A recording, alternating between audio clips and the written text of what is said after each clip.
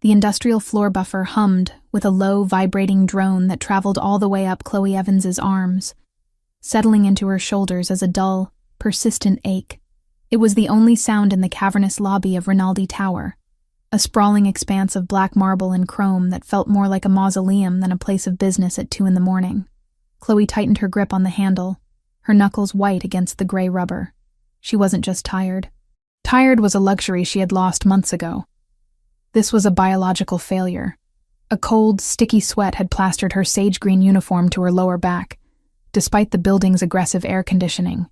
Her vision was beginning to fray at the edges, little spots of static dancing in the corners of her eyes like interference on an old television screen. She knew exactly what was happening. She had felt this specific, terrifying hollowness enough times since she was 12 to recognize the slide. Her blood sugar was dropping. Fast. Just 20 more minutes, she told herself. The thought sluggish and heavy, like wading through molasses. Finish the south quadrant. Get the check. Buy juice. She stopped the machine for a second, leaning heavily against the handle, breathing through her mouth. The air smelled of lemon polish and ozone. She reached into the pocket of her apron, her fingers trembling uncontrollably, searching for something she knew wasn't there. The roll of glucose tablets was empty. The granola bar she usually kept for emergencies had been split in half 3 hours ago. Half for her, half for the 6-year-old girl currently hiding behind the reception desk. Chloe glanced toward the massive, curved desk of polished obsidian that dominated the center of the room. From this angle, no one could see the small nest she had made with a spare coat and a backpack. "Lily?" she whispered, though the distance was too great for the child to hear. The anxiety of having her daughter in the building was an acid burn in her chest, competing with the dizziness. It was strictly against protocol.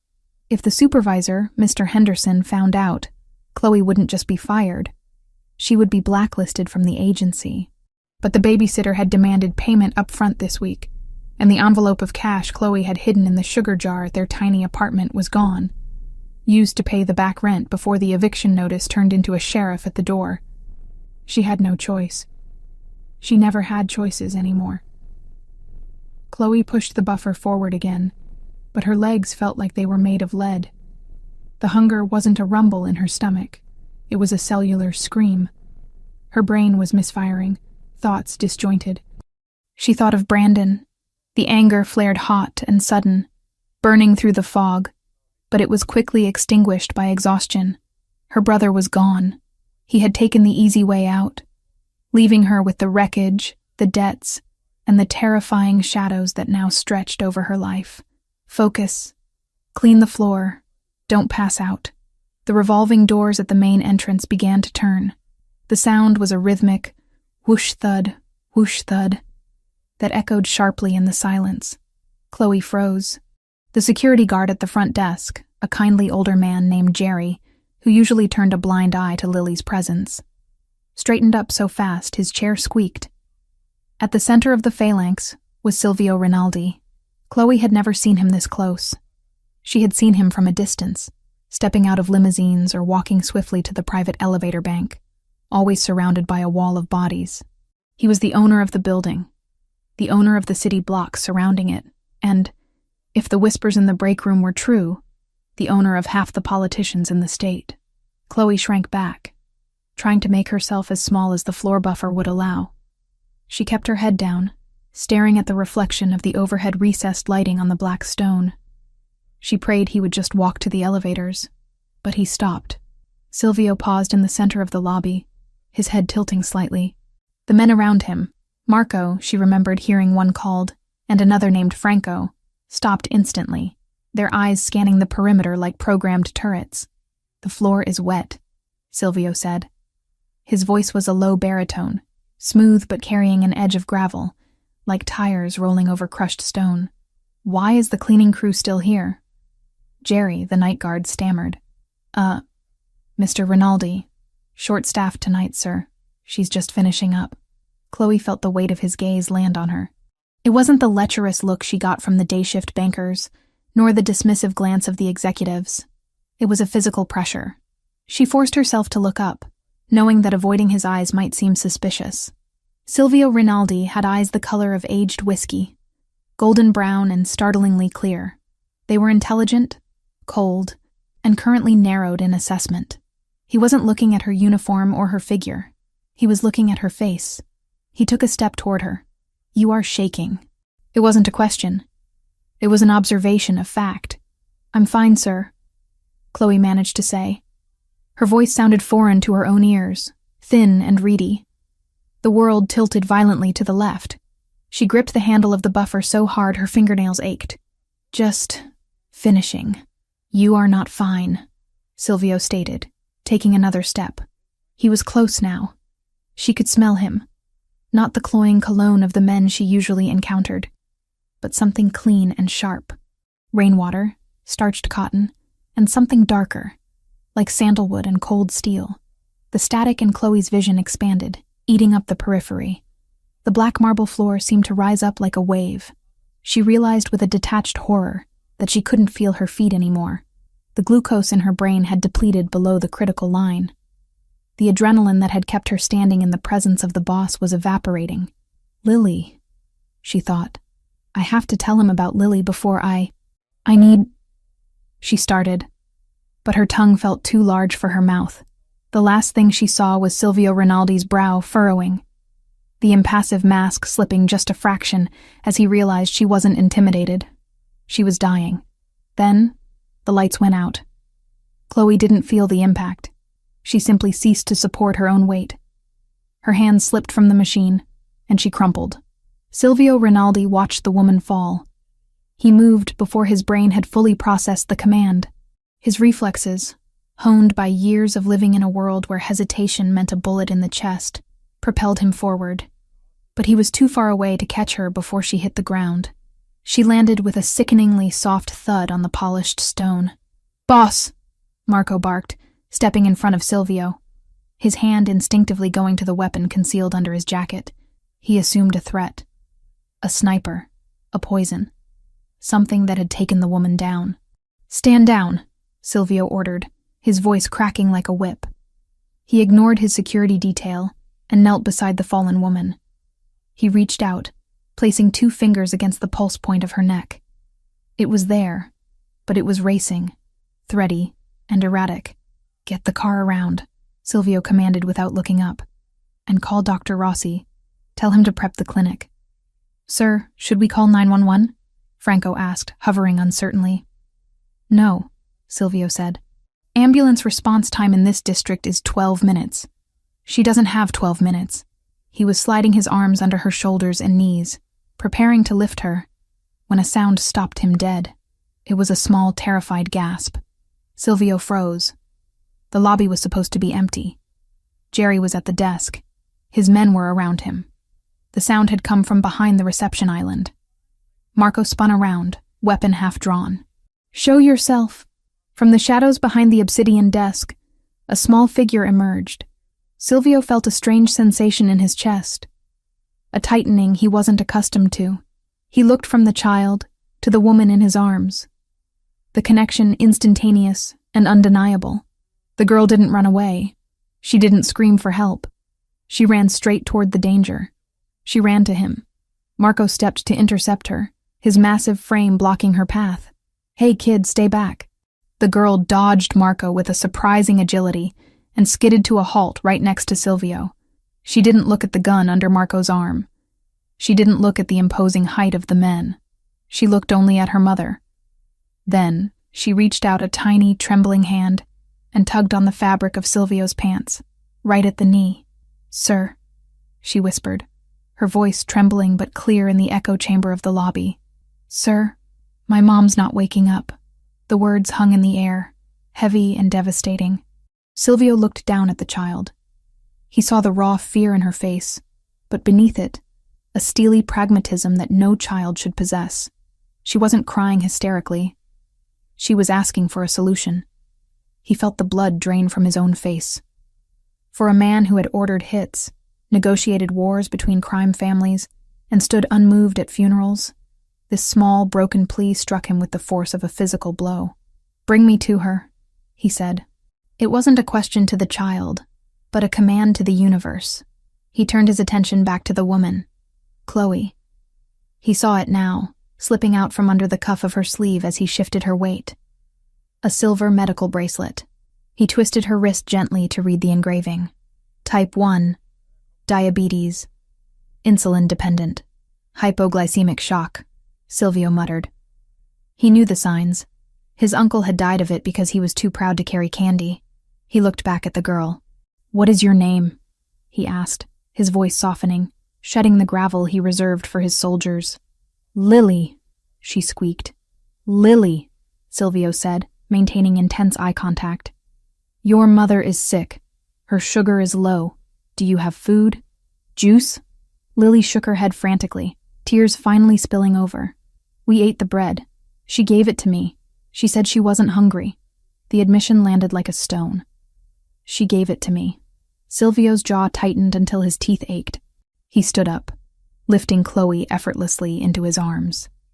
Her head lolled against his chest, staining the lapel of his $3,000 suit with sweat and floor polish. He didn't even blink. "Franco?" Silvio barked. "Get the girl." Gently. "Sir?" Franco looked baffled. "We're taking the kid? We aren't leaving her here." Silvio snapped, the danger in his voice flaring up. "Move." Franco holstered his weapon and awkwardly extended a hand to Lily. Lily hesitated, looking at her unconscious mother in the arms of the strange, dark-haired giant. "I have her, Lily," Silvio said, looking directly at the child. "I have your mother. I will not let her fall. Come." Lily seemed to sense the truth in his tone. She nodded once, wiped her nose on her sleeve, and took Franco's hand. Silvio strode toward the exit, his long legs eating up the distance. Jerry the guard was standing up, looking terrified. "Mr. Rinaldi, I didn't know the kid was there. I swear." "Open the door, Jerry." Silvio cut him off calmly. "And if you speak a word of this to anyone, you won't find work cleaning toilets in this city. Understood?" "Yes, sir. Understood, sir." The cold night air hit them as they exited the building. The rain was coming down in sheets now, blurring the streetlights into streaks of neon. The black armored SUV was waiting at the curb, engine idling. Silvio settled Chloe onto the leather bench seat, keeping her head elevated. He climbed in beside her, refusing to let go, keeping one arm securely around her shoulders to steady her. Franco lifted Lily into the jump seat opposite them. "Go," Silvio ordered. "Dr. Rossi. Tell him I'm bringing a diabetic coma case. I want glucose IVs ready the second we walk in the door." As the car peeled away from the curb, merging into the wet traffic, Silvio looked down at the woman. In the intermittent flashes of passing streetlights, her face was ghost pale. He could feel the cold radiating off her skin. Across the cabin, Lily was watching him with wide, unblinking eyes. She was shivering. Silvio reached for the control panel on the armrest and cranked the heat up to maximum. Then, without a word, he shrugged out of his suit jacket, a difficult maneuver while holding an unconscious woman, and tossed the heavy, expensive wool across the aisle. "Put that on," he told the girl. Lily hesitated, then pulled the jacket over her shoulders. It swallowed her whole, the sleeves hanging down past her hands. She pulled it tight, burying her nose in the lapel that smelled of him. "Is she going to die?" Lily asked. Her voice was small, barely audible over the hum of the tires on wet pavement. Silvio looked at the woman. He felt the faint, frantic flutter of her heart against his ribs. He thought of the file his team would inevitably compile on her by morning. The debts, the brother, the struggle that had led her to pass out on a marble floor at 2 a.m. He looked back at the girl. "No," Silvio said. "Not tonight." He tightened his grip on Chloe Evans. He didn't know who she was, not really. He didn't know why she mattered. But as the car sped through the dark arteries of the city, carrying them toward his private sanctuary, Silvio Rinaldi knew one thing with absolute certainty. He had just picked up a problem he wasn't going to put down. The SUV turned a sharp corner, and Chloe's head shifted, resting more securely in the crook of his neck. Her breathing was shallow, hitched with small sounds of distress even in her sleep. Silvio found his own breathing syncing with hers, a subconscious attempt to keep her tethered to the world. "Drive faster," he said to Anthony, his voice low and dangerous. The city blurred past them, a wash of rain and light, as the Mafia boss held the cleaner and her daughter in the back seat of his armored car, racing against a clock he had decided to smash. Consciousness returned to me not with a jolt, but as a slow, rhythmic tide washing over dry sand. The first thing I registered was the silence. It wasn't the heavy, suffocating silence of the basement apartment I shared with Lily, where I would lie awake listening for the sound of breaking glass or shouting neighbors. This silence was thick, insulated, and expensive. The second thing was the smell. It didn't smell like the county hospital emergency room. That distinct cocktail of bleach, old coffee, and human misery. This air was crisp, filtered, smelling faintly of citrus and sterilized steel. I wasn't in a hospital ward. I was in a suite that looked more like a 5-star hotel room if hotels came equipped with cardiac monitors and intravenous drips. I was lying in a bed with linens so soft they felt like water against my skin. There was a faint beep, steady and reassuring, coming from the machine to my left. A clear tube ran from a bag of saline and glucose into the back of my hand. Panic, cold and sharp, spiked in my chest. Lily. I tried to sit up, but my body felt like it had been filled with lead shot. The movement set off a faster beeping on the monitor. She is asleep, a voice said from the shadows. Do not wake her. I froze. My head turned toward the corner of the room. A wingback leather chair was positioned there, and in it sat the man from the lobby, Silvio Rinaldi. He wasn't wearing his jacket anymore. His white dress shirt was unbuttoned at the collar, the sleeves rolled up to his elbows, revealing forearms that looked like they were carved from marble. He held a tablet in one hand, the blue light from the screen illuminating the sharp angles of his face. His eyes, that strange and piercing color of amber whiskey, were fixed on me. I followed his gaze to a velvet sofa against the far wall. A small lump was curled there, completely buried under a dark charcoal suit jacket. A tuft of blonde hair poked out from the collar. Lily. She was motionless, breathing the deep, even breaths of the truly safe. The air left my lungs in a rush. She was here. She was okay. I didn't call Child Protective Services, Silvio said, answering the question I hadn't voiced yet. He set the tablet down on a side table. And I didn't take her to a precinct. She's been sleeping for 4 hours. She ate a club sandwich and drank a glass of milk before passing out. Thank you, I said. My voice was raspy, unused, for the insulin, for Lily. Silvio watched me, his expression unreadable. You were in ketoacidosis. Another hour, and your organs would have started shutting down. You have type 1 diabetes. It is a manageable condition, Ms. Evans. Why are you managing it like a death wish? Insulin costs money, I said simply. Rent costs money. Food costs money. Sometimes the math doesn't work. So you starve yourself to feed the child, and you ration your medicine to pay the rent. He stated it like a line item on a ledger. A noble strategy. Except if you die, the child goes to the state, and the state does not care about her. Silvio stood up. He was even taller in the small room than he had seemed in the lobby. He walked toward the bed, his movements quiet and controlled.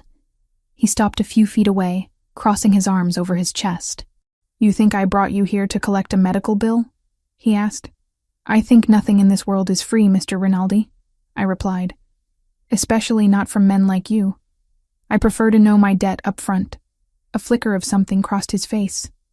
Surprise? Amusement? It was gone too fast to tell. Chloe Evans, Silvio read from memory. Age 26. Sole guardian of Lily Evans. Former address, 422 West Grover Street. Current address, unknown, likely squatting or staying in unauthorized sublets. Employment, night shift cleaning crew, Rinaldi Tower. He paused. The room felt suddenly colder. And sister to Brandon Evans. The name hit me harder than the hypoglycemia had. I flinched physically, my hands curling into fists in the sheets. I don't speak to him, I said quickly, my heart rate spiking the monitor again. I haven't seen Brandon in 6 months. Whatever he did, whatever he owes, it has nothing to do with me or Lily. It has everything to do with you, Silvio corrected. His voice dropped an octave, losing the clinical detachment. Your brother didn't just borrow money, Chloe. He stole a shipment of narcotics from the O'Sullivan family, the Irish mob. I felt the blood drain from my face. Brandon had always been a screw-up, a gambler, a petty thief. But stealing from the O'Sullivans? That was suicide. He fled the state, Silvio continued. But Patrick O'Sullivan is not a man who forgives theft.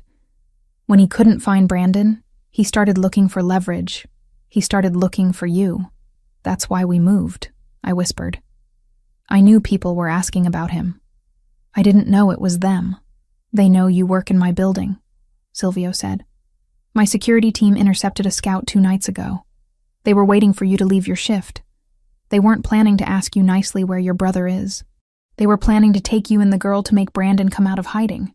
I looked over at Lily, sleeping peacefully under the suit jacket, the image of men taking her, hurting her to get to a brother I already despised, made bile rise in my throat. I felt sick, trapped. Why are you telling me this? I asked, looking back at Silvio. If the O'Sullivans want me, why did you intervene? We're nothing to you. A janitor and a nuisance. Silvio pulled the chair closer and sat down again, leaning forward, his elbows on his knees. The proximity was overwhelming. He smelled of power and danger, yet his eyes were strangely steady. Because the O'Sullivans burned down your old apartment building last night, he revealed. I gasped. What? He paused, letting the reality sink in. I was homeless. I was broke. I was being hunted by a crime syndicate because of my idiot brother. And I was currently lying in the private clinic of the city's most dangerous rival boss. You have 2 options, Silvio said. Option 1, I discharge you. You take the girl, and you run. Maybe you make it to a shelter. Maybe you get a bus ticket. But Patrick O'Sullivan has reach. If he finds you, and he will, you will not survive. And option 2? I asked, my voice trembling. You work off your debt. I blinked. I told you I can clean. I don't need a cleaner. He interrupted. I have an army of cleaners. I need a housekeeper. For my private residence. I stared at him. Your house? My penthouse, he clarified. It is a fortress. Secure access only. My previous staff quit. They find the environment stressful. They worry about the risks of my profession. They ask too many questions, or they see things they shouldn't and panic. He looked at me with a calculating intensity. He gestured to the room. The position comes with full room and board in the staff quarters of the penthouse. It includes a salary. It includes medical supplies for your condition. He pointed to Lily. And it includes 24-hour protection for the child. It sounded too good to be true. It sounded like a trap. A live-in maid for a mafia boss, I said, testing the words. In the middle of a war with the Irish.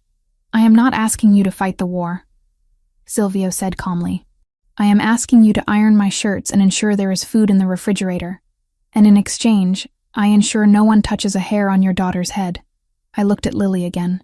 Then I looked at the IV in my arm. I thought about the cold streets, the fear of every shadow, the constant hunger. Then I looked at Silvio Rinaldi. I have conditions, I said. Silvio raised an eyebrow. You are in no position to negotiate, Ms. Evans. Agreed, Silvio said immediately. Silvio's lips quirked up in the ghost of a smile. It transformed his face, making him look younger, less severe. I do not sleep with the staff, Chloe. It's messy. You are safe from me. And third, I said, I need an advance. For clothes. For her. We have nothing. Done, he said. Your brother's debt is not yours, but your safety is now my responsibility. If you agree. I closed my eyes for a moment. I was selling my freedom, perhaps my soul, to a criminal, but the alternative was a shallow grave for me and an orphanage for Lily. I opened my eyes. When do I start? Silvio stood up and buttoned his cuffs. The shift in his demeanor was instant. The negotiation was over. The boss was back. Now, he said. Dr. Rossi will clear you in an hour. My driver will take you to pick up whatever meager belongings you have left at your current squat. Then you come to the penthouse. He walked over to the sofa and looked down at Lily. For a second, his expression softened again. That strange, unreadable look returning. He reached down and adjusted the jacket where it had slipped off her shoulder. "She needs a winter coat," he murmured, almost to himself. "That jacket is too thin."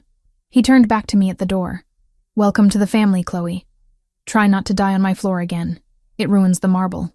With that, he walked out, leaving me in the silence of the expensive room. But as I watched Lily sleep, safe and warm, her cheeks pink instead of pale, I knew I had made the only choice that mattered. I wasn't the prey anymore. I was the keeper of the lair, and if Silvio Rinaldi thought I was just going to be a silent ghost in his house, he was about to learn that survivors made the loudest noise of all. 2 hours later, the reality of the situation set in. The discharge process had been a blur of efficiency. Dr. Rossi, a short, balding man with kind eyes and nervous hands, had given me a prescription for 3 months' worth of insulin and a lecture on stress management that I barely heard. Anthony, the driver, was waiting. He was a mountain of a man with a broken nose and ears that looked like cauliflower, but he held the car door open for me with a surprising gentleness. "Boss says we go to your place first," Anthony grunted as he merged onto the highway. I made Anthony wait in the car. I didn't want him to see it. I didn't want the judgment. "Mommy, are we moving again?" Lily asked as we climbed the graffiti-stained stairs. She was clutching her doll, Mr. Bear, who was missing an eye. "Yes, baby," I said, unlocking the 3 deadbolts on our door. "But this time is different. This time it's somewhere nice." "Is the tall man going to be there?" she asked. "I like him," Lily decided, picking up a coloring book. "He smells good." And he gave me his coat. "He's a dangerous man, Lily," I warned her, kneeling down to zip up her parka. "We have to be very good. We have to be quiet and polite. We can't run in the halls, okay?" "Okay," she chirped, unbothered. Children were resilient. They accepted the unacceptable because they had no context for normal. We left the apartment 10 minutes later. I left the key under the mat. I didn't leave a note. There was no one to say goodbye to. The drive to the city center was silent. As we approached Rinaldi Tower, I craned my neck to look up. It pierced the sky, a monolith of glass and steel. I had spent 6 months cleaning its lobby, looking at the floor. Now I was going to the top. The private elevator was a revelation. It didn't have buttons. It required a key card and a fingerprint scan, which Anthony provided. The ascent was so smooth I barely felt it, but my ears popped as we passed the 50th floor. When the doors opened, I stepped into a world I didn't know existed. "Understood," I said. Anthony nodded and left, the elevator swallowing him back up.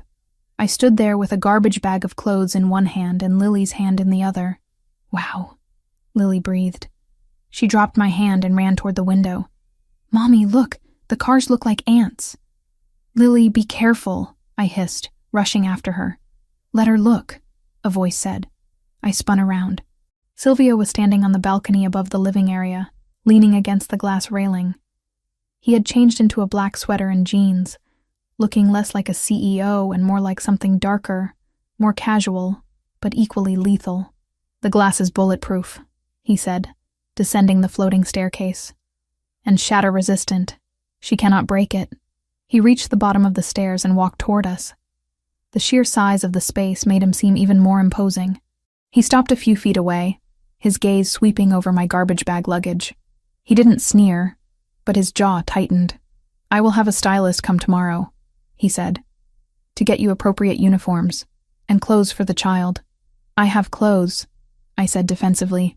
"You have rags," he corrected, not unkindly. "My staff represents me. You cannot answer my door looking like a refugee." He turned to Lily, who was pressing her nose against the glass. "Do you like the view, little one?" Lily turned around, her eyes wide. "It's really high." "Are you a king?" I choked on a gasp. "Lily."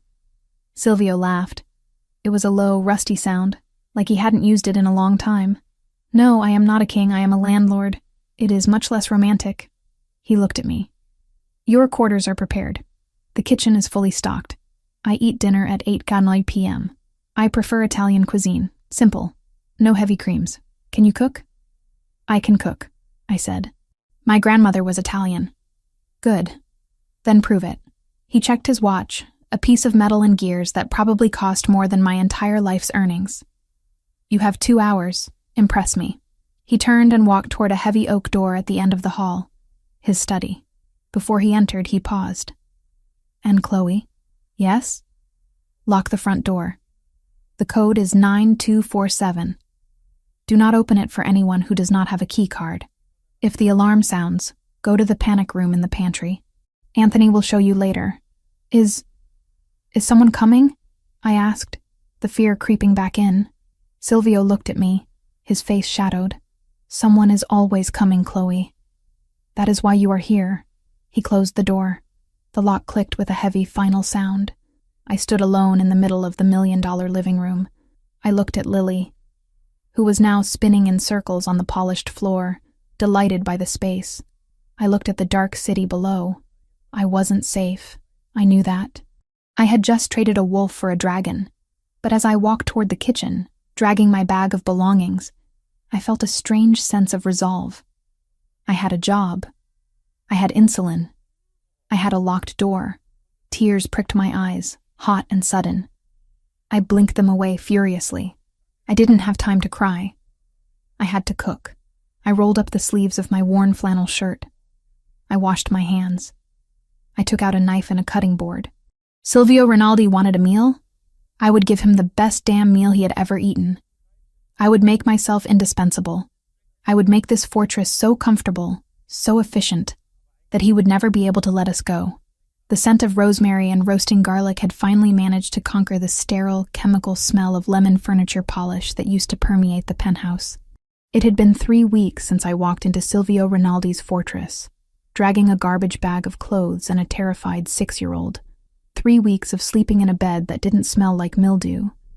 3 weeks of insulin waiting in a dedicated drawer in the refrigerator, and 3 weeks of looking over my shoulder every time the elevator chimed.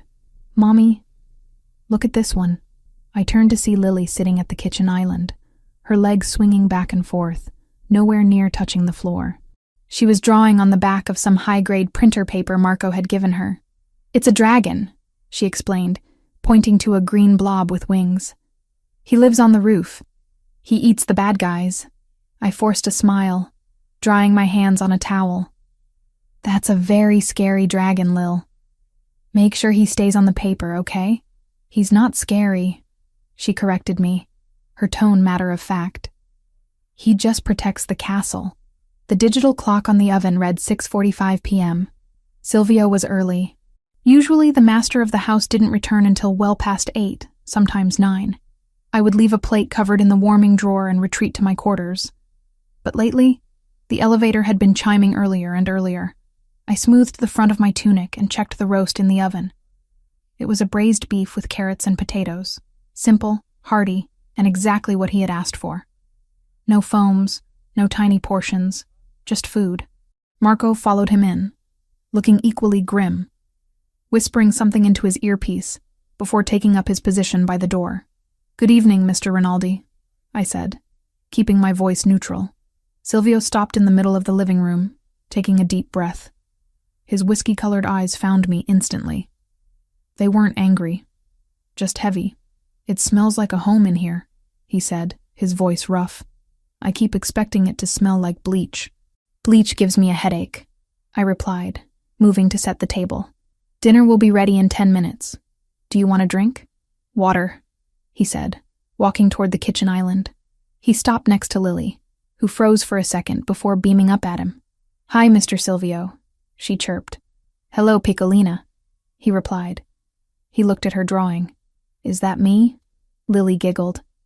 No, that's a dragon. You don't have wings. True, Silvio murmured, leaning against the counter. He looked at me, watching as I pulled the heavy Dutch oven out of the stove. You look tired, Chloe. Is the workload too much? I can hire a secondary for the laundry. I'm fine, I said quickly. The workload is manageable. I'm just keeping busy. I wasn't tired from cleaning. I was tired from vigilance. Every window in this place was bulletproof. Every door was reinforced. But I still woke up 3 times a night to check that the locks were engaged. I was tired of wondering when the war Silvio was fighting would spill onto these polished floors. He sat down at the head of the table. I served him in silence. The steam from the beef rose between us. "You should eat," he said, gesturing to the empty chair across from him. "I eat with Lily in the kitchen." I recited the rule I had set for myself. Staff does not eat with the employer. Silvio picked up his fork, stabbing a potato with more force than necessary. "There are no witnesses here, Chloe. Sit down. I hate eating alone. It reminds me of prison." The word hung in the air. Prison. A reminder of where he came from and where he could send people. I hesitated, then plated a smaller portion for myself and sat down. Lily had already eaten and was happily distracted by her drawing. For a few minutes, the only sound was the clinking of silverware. The beef was tender, falling apart at the touch of the fork. Silvio ate with a focused intensity, like a man who often forgot to fuel his body until it was critical. "The O'Sullivans are getting desperate," he said suddenly. I froze, my fork halfway to my mouth. I hadn't expected him to bring work to the dinner table. "Marco found a tracker on one of the delivery trucks this morning," Silvio continued, his tone conversational, as if discussing the weather. "They are trying to map our supply routes. They are trying to find weaknesses." I set my fork down. My appetite vanished. "Does that mean they know we're here?" "They suspect," Silvio said. He looked at me, his gaze piercing. "They know I have a new housekeeper. They don't know it's Brandon's sister. Yet, my brother," I said, the word tasting like ash, "is a liability I thought I left behind. Blood is sticky, Chloe. It doesn't wash off." He took a sip of water. "But you are safe here. The building is a fortress."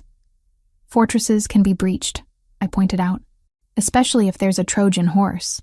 Silvio stopped eating. He leaned back in his chair, studying me. "Are you calling yourself a Trojan horse?" "I'm calling myself a target," I said, "and targets get hit. I just want to make sure Lily isn't in the splash zone." "She isn't," he said firmly. "I have doubled the perimeter guard. Marco sleeps in the unit across the hall.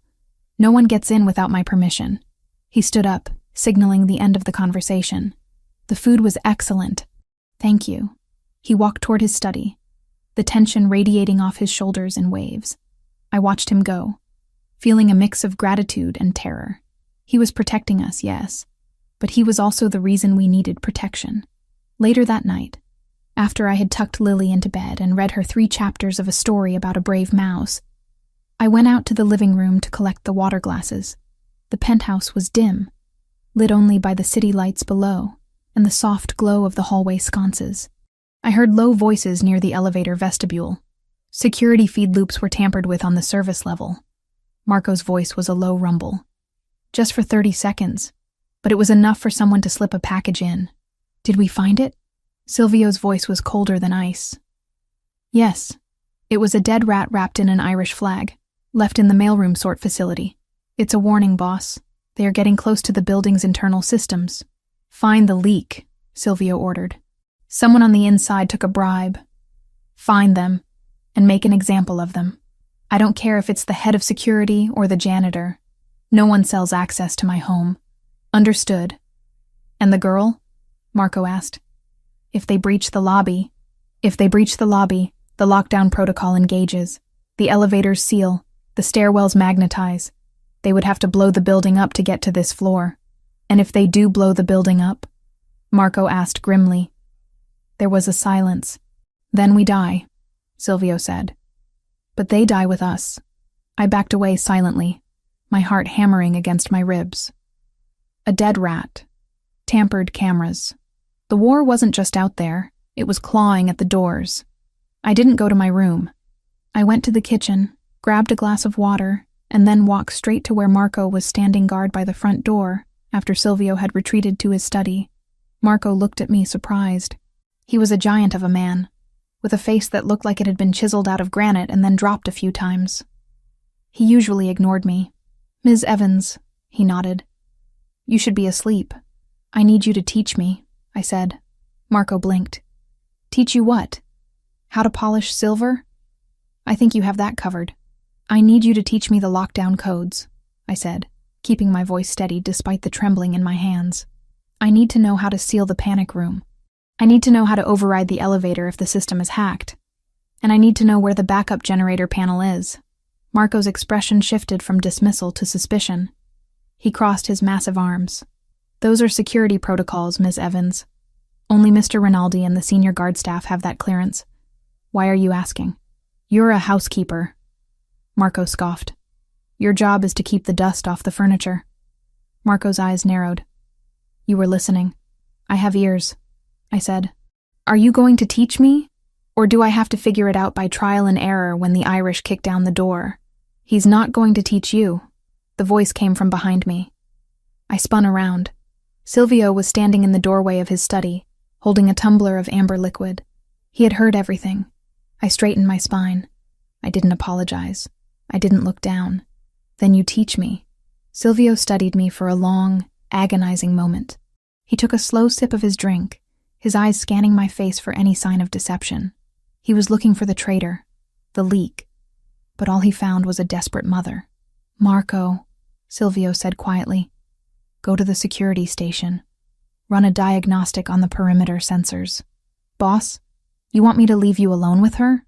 Marco asked, eyeing me warily. She weighs 120 pounds and is armed with a dish towel, Silvio said dryly. I think I'll survive. Go. Marco nodded once, shot me a warning glare, and disappeared into the elevator. Silvio walked toward me. He didn't stop at a polite distance. He kept coming until he was standing right in front of me, close enough that I could feel the heat radiating from his body. You want to know how to lock us in, he said. I want to know how to keep them out, I corrected. Come with me. He turned and walked back into his study. I hesitated for a fraction of a second, then followed. Silvio walked to a mahogany desk and opened a drawer. He pulled out 2 items, a sleek black smartphone and a heavy, matte gray keycard. I took the phone. It felt cold and heavy.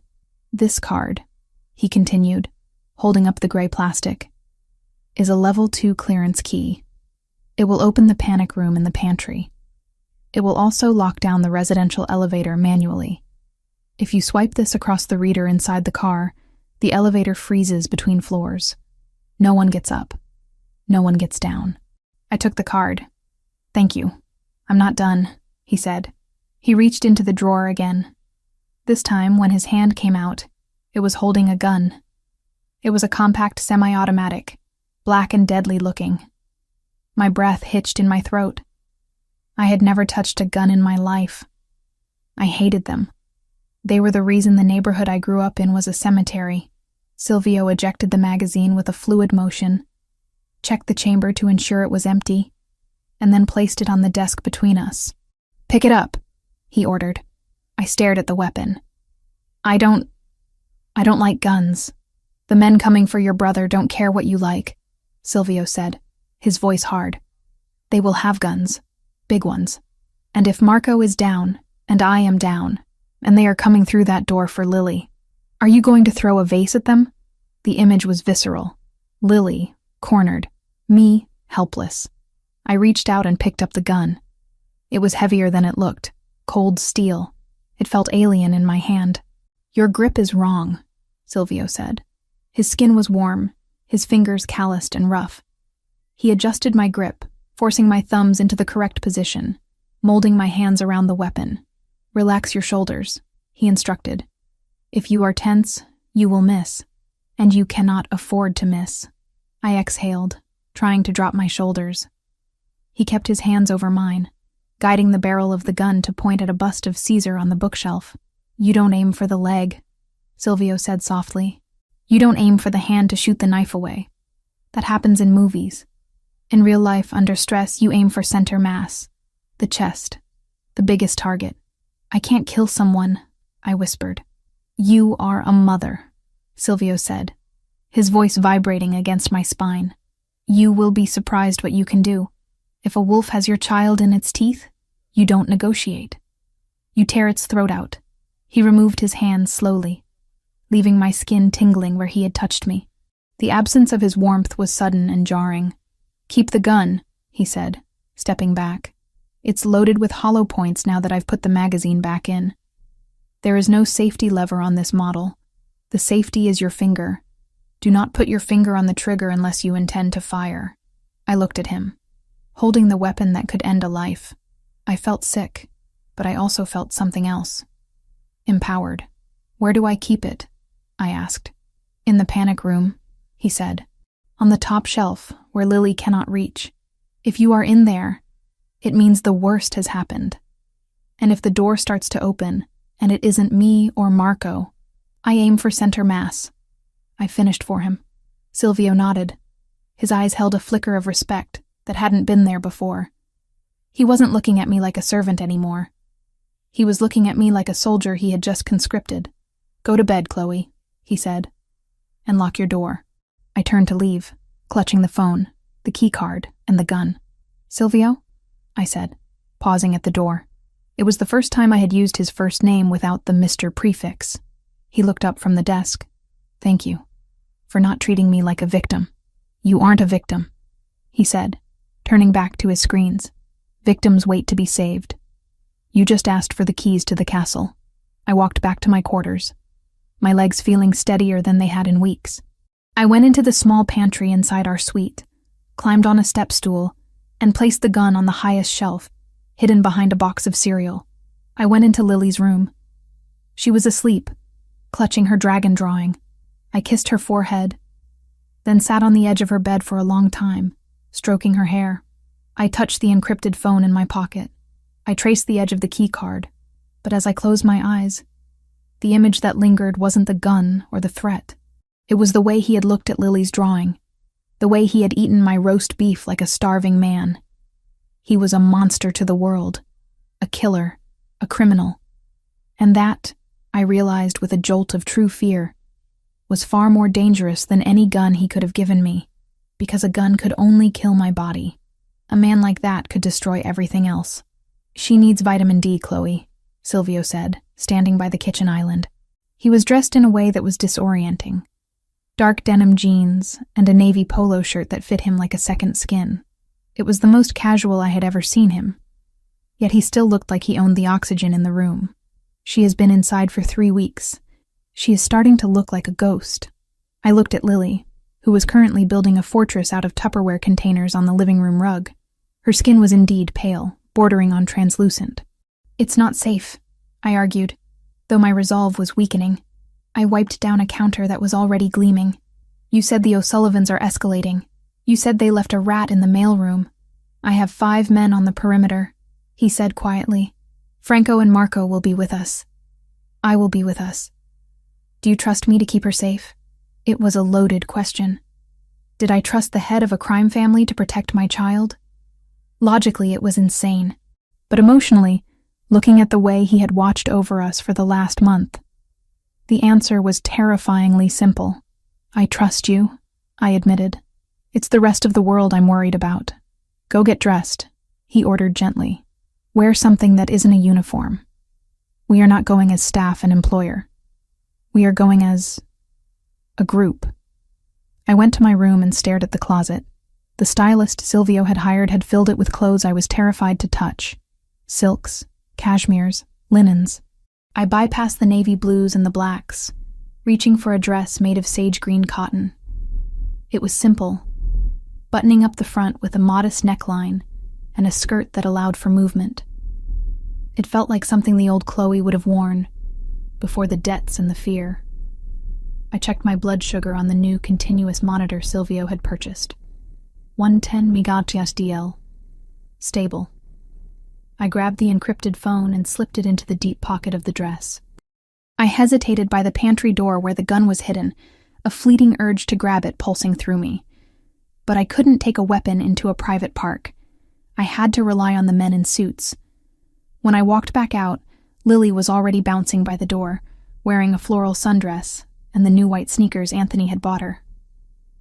"We're going to see ducks," she squealed. "Ready?" he asked. "As I'll ever be," I replied. The convoy was heavy. 2 black SUVs. We rode in the middle vehicle. The drive uptown was tense, at least for me. I watched every car that pulled up alongside us, my eyes scanning for sudden movements or tinted windows rolling down. Silvio sat relaxed, one hand resting on his knee, discussing something in low Italian with Marco, who was driving. We arrived at the estate 15 minutes later. It wasn't a park in the public sense. It was a manicured garden locked behind 12-foot iron gates covered in ivy. A security guard in a blazer stepped out of a booth, checked Marco's ID, glanced in the back, paled slightly when he saw Silvio, and opened the gates immediately. The SUV rolled onto a gravel drive lined with ancient oaks. It was a pocket of silence in the middle of the screaming city. "Stay close," Silvio murmured as he opened my door. The air smelled of cut grass and damp earth, a welcome change from the filtered air of the penthouse. Lily took off immediately, running toward a pristine wooden swing set in the distance. "Franco!" Silvio barked. Franco was already moving, jogging lightly to position himself between Lily and the tree line. Marco stayed by the car, scanning the entrance. We walked toward the playground. It was surreal. To anyone watching from the high-rise windows overlooking the garden, we looked like a family. A wealthy, powerful father, a mother, and their child. The lie was so seductive I almost let myself trip into it. "Push me!" Lily yelled, climbing onto a swing. I moved to help her, but Silvio beat me to it. He took off his sunglasses, hooking them into his neckline, and stepped behind the swing. I watched a gray sedan drive past slowly. It didn't stop. I watched a man in a jogging suit stretch against a lamppost. He looked at his watch, stretched his hamstrings, and jogged away. "You are vibrating." Silvio's voice came from right behind me. I jumped slightly. He had left Lily swinging to stand next to me. "I don't like it," I murmured. "It's too open. The fence. Anyone can see through it. The glass in the townhouses is reflective," Silvio reassured me, stepping closer so his arm brushed mine. "And the street is monitored by NYPD cameras. The O'Sullivans are bold, Chloe, but they aren't stupid. They won't try a hit in broad daylight in this zip code. The police response time here is under 2 minutes. My brother stole from them," I reminded him. "Desperation makes people stupid. Lily is happy," he said, nodding toward the swings where Franco was now awkwardly pushing her. "Look at her. She needs this." I looked. She was throwing her head back, laughing at the sky. He was right. She was a child, and I had been forcing her to live like a fugitive. "Okay," I exhaled. "Okay." I tried to force my shoulders down. I sat on the bench, smoothing the green skirt over my knees. Silvio sat next to me, close enough that I could feel the heat of his thigh. "Tell me about the dress," he said, clearly trying to distract me. "It was in the closet," I said. "I didn't choose it." "It suits you," he said, his voice low. "Green is better than that gray uniform. It brings out your eyes." "Silvio," I started, a warning in my tone. "I know," he said, leaning back. "I am the boss. You are the staff. Lines must be drawn. Lines keep us alive," I said. "Lines also keep us lonely," he countered. I looked away, flushing. I turned my gaze back to the street, seeking a distraction from the tension radiating between us. That was when I saw him. But he wasn't looking at the lamp. He was looking through the gap in the ivy, directly at the swings. "Silvio," I said, my voice barely a whisper. "What is it?" He sensed the shift in my demeanor instantly. His hand went to his waist, where I knew a gun was tucked into the waistband of his jeans. "That man," I said, not pointing. "Orange vest. Across the street." Silvio followed my gaze, his body going rigid. "The city worker? He's checking the grid." Silvio didn't dismiss me. He didn't ask if I was sure. He trusted my paranoia. "Marco," he said into his collar mic, his voice ice cold. "Orange vest, 3 o'clock. Assess." He didn't pull out a wrench. He pulled out something long, black, and metal. A submachine gun. "Gun!" I screamed, the sound tearing out of my throat before I even made the decision to yell. I didn't wait for Silvio. I didn't wait for permission. I launched myself off the bench, sprinting toward the swings. "Lily!" The world slowed down. I saw the man across the street raise the weapon. I saw the muzzle flash before I heard the sound. A terrifying zip, zip, zip as bullets chewed through the ivy and pinged off the iron bars of the fence. Franco was already moving, diving to cover Lily with his massive body. "Get down!" Silvio roared behind me, his own weapon drawn. I didn't get down. I ran. I had to get to her. The distance between the bench and the swings felt like miles. Dirt kicked up around my feet as bullets struck the ground, little geysers of gravel exploding into the air. "Mommy!" Lily shrieked, the joy vanishing from her face, replaced by absolute terror. Franco had her on the ground, rolling her behind the thick wooden post of the swing set structure. But the wood was splintering under the hail of fire. I slid into the dirt beside them, ignoring the scrape of gravel against my bare legs. I grabbed Lily, pulling her under me, shielding her head with my arms. "Stay down, baby. Stay down," I chanted, my heart hammering so hard I thought it would crack my ribs. Silvio was returning fire. The boom of his handgun was louder, deeper than the rapid-fire pop of the machine gun. He was standing in the open, using the marble fountain as partial cover, drawing the shooter's attention away from us. "Marco, get the car," Silvio shouted, firing 2 controlled shots. From the street, there was a shout. Then silence. "Target down." Marco's voice crackled over the earpiece I could hear from Franco's ear. "Target neutralized. Second vehicle approaching from the east. We need to move." "Chloe, move," Silvio commanded. He was at my side in an instant, grabbing my arm and hauling me up. I scooped Lily into my arms.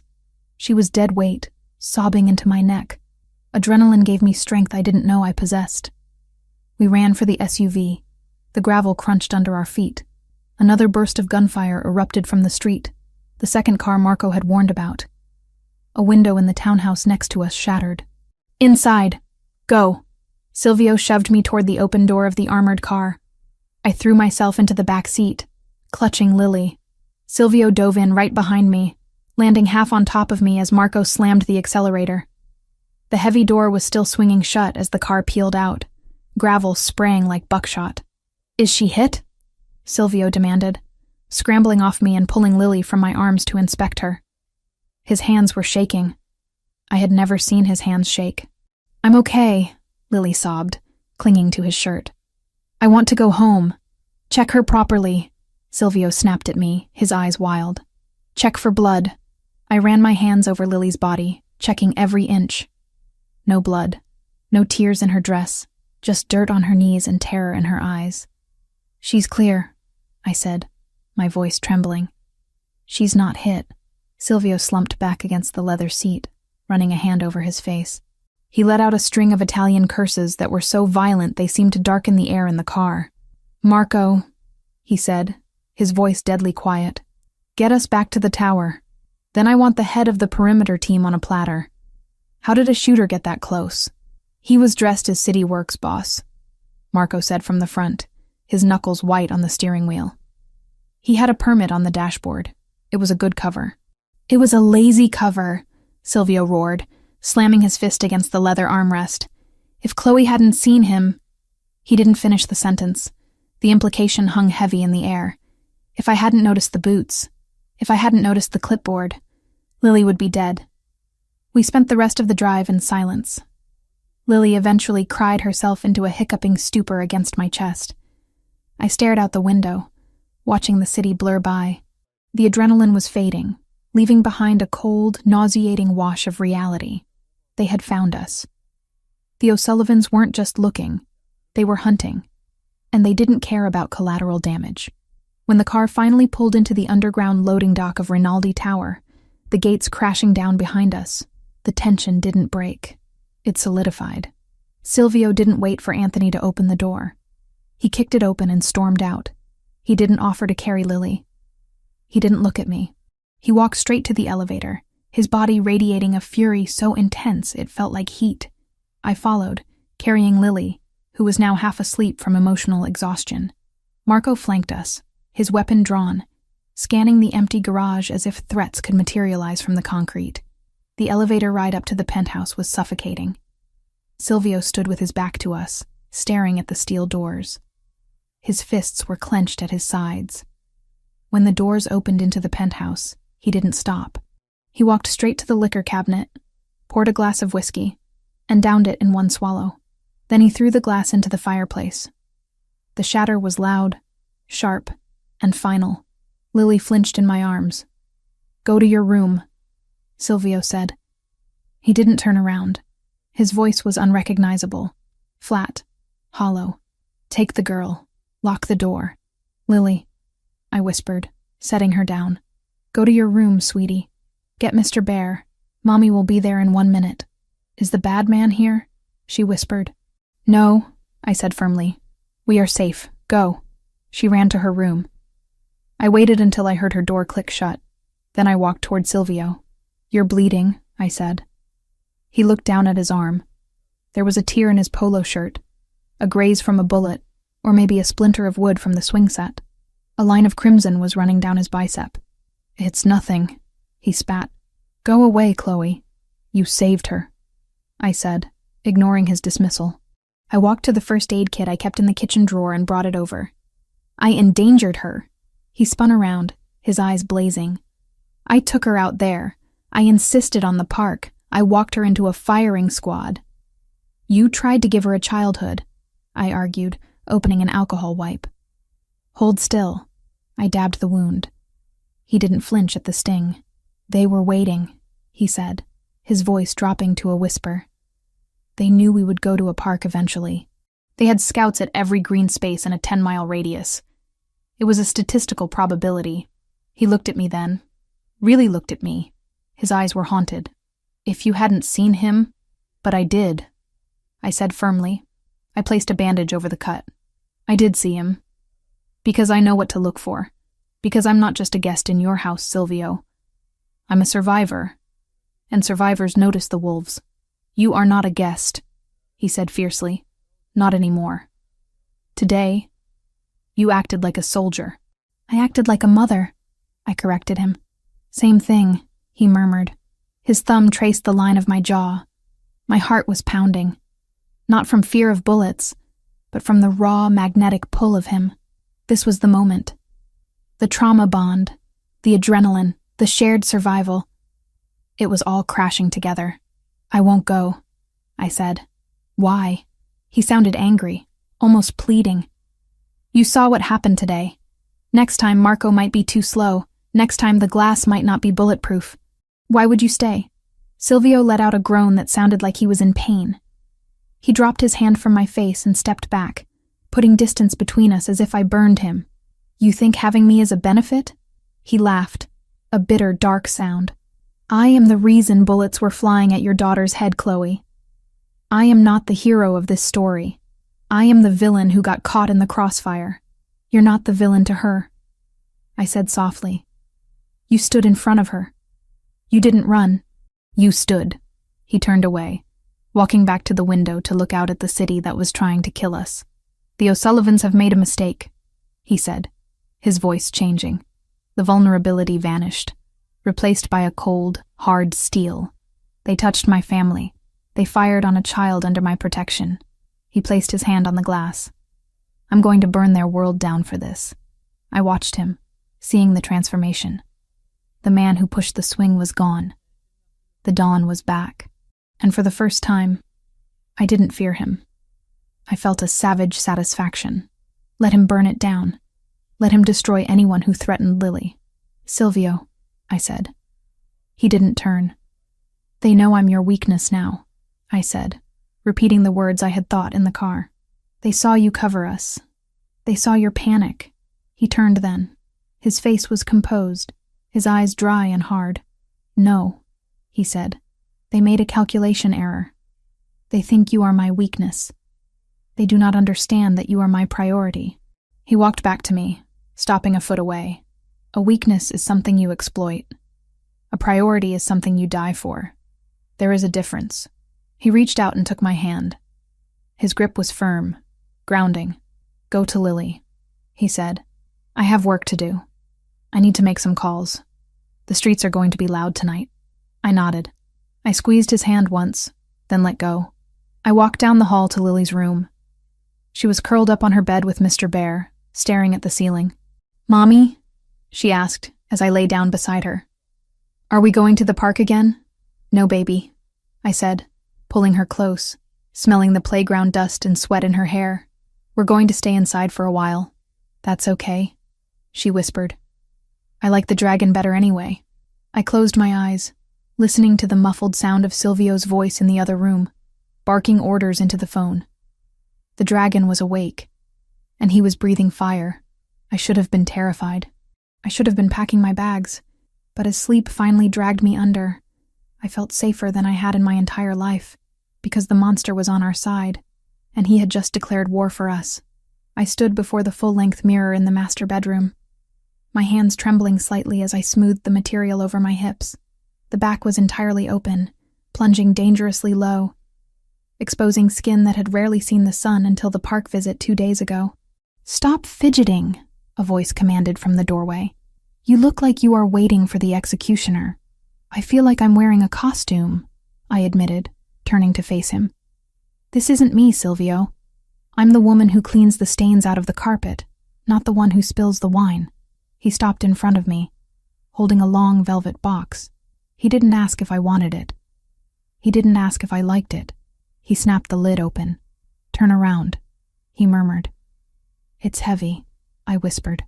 It is armor, Silvio corrected, his breath warm against my ear. When we walk into that ballroom, they will look for fear. They will look for the maid. Instead, they will see the diamonds. They will see the dress.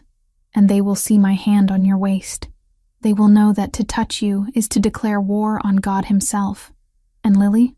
I asked, the anxiety that never truly left me spiking again. Are you sure she's safe? Silvio's expression hardened.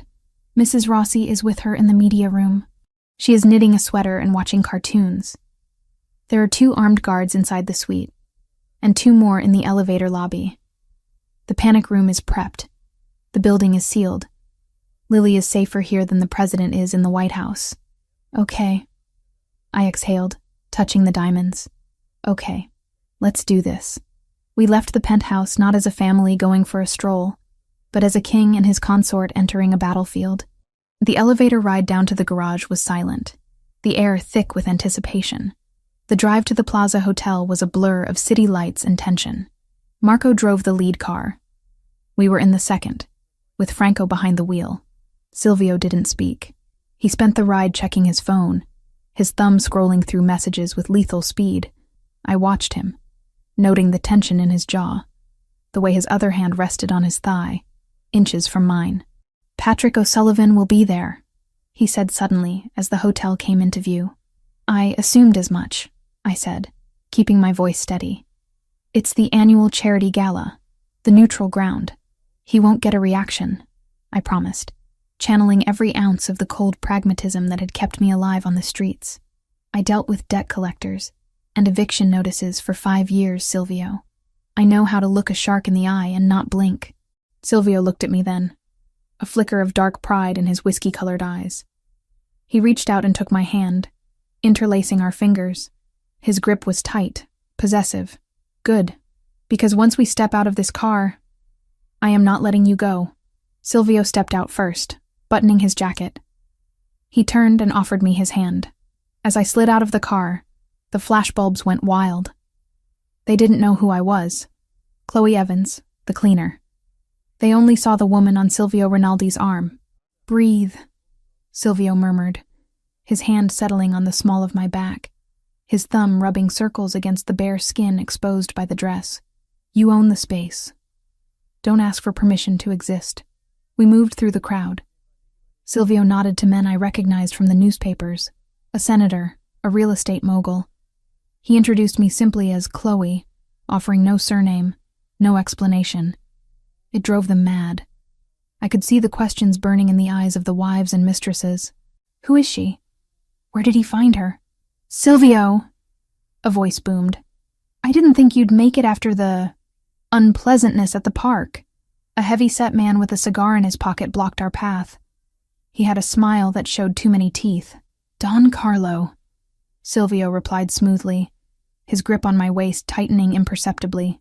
A little noise in the garden doesn't keep me from charity. You know how I love to give back to the community. And who is this lovely creature? Don Carlo asked, his eyes raking over me with a lecherous weight that made me want to shower. "This is Chloe," Silvio said, his tone turning frosty. "And she is not for consumption, Carlo. Keep your eyes on your own plate." He steered me away before the man could respond. We moved deeper into the room, toward the bar. My heart was hammering against my ribs, but I kept my face smooth. "You're doing well," Silvio whispered. "Your pulse is fast, though." "I'm diabetic," I murmured back. "High stress burns sugar. I might need a canapé." Silvio signaled a waiter instantly, taking a small plate of hors d'oeuvres and handing it to me. "Eat. If you faint, I will have to shoot everyone in the room to distract them." I almost smiled. Almost. Patrick O'Sullivan walked in. He spotted us immediately. Of course he did. He had been looking for us. He began to walk toward us, his entourage trailing a few steps behind. The room held its breath. This was the first time the heads of the Rinaldi and O'Sullivan families had been in the same room since the shooting at the park. "Here we go," Silvio breathed. His body became a wall of tension next to mine. "Do not let him touch you." "I won't," I said.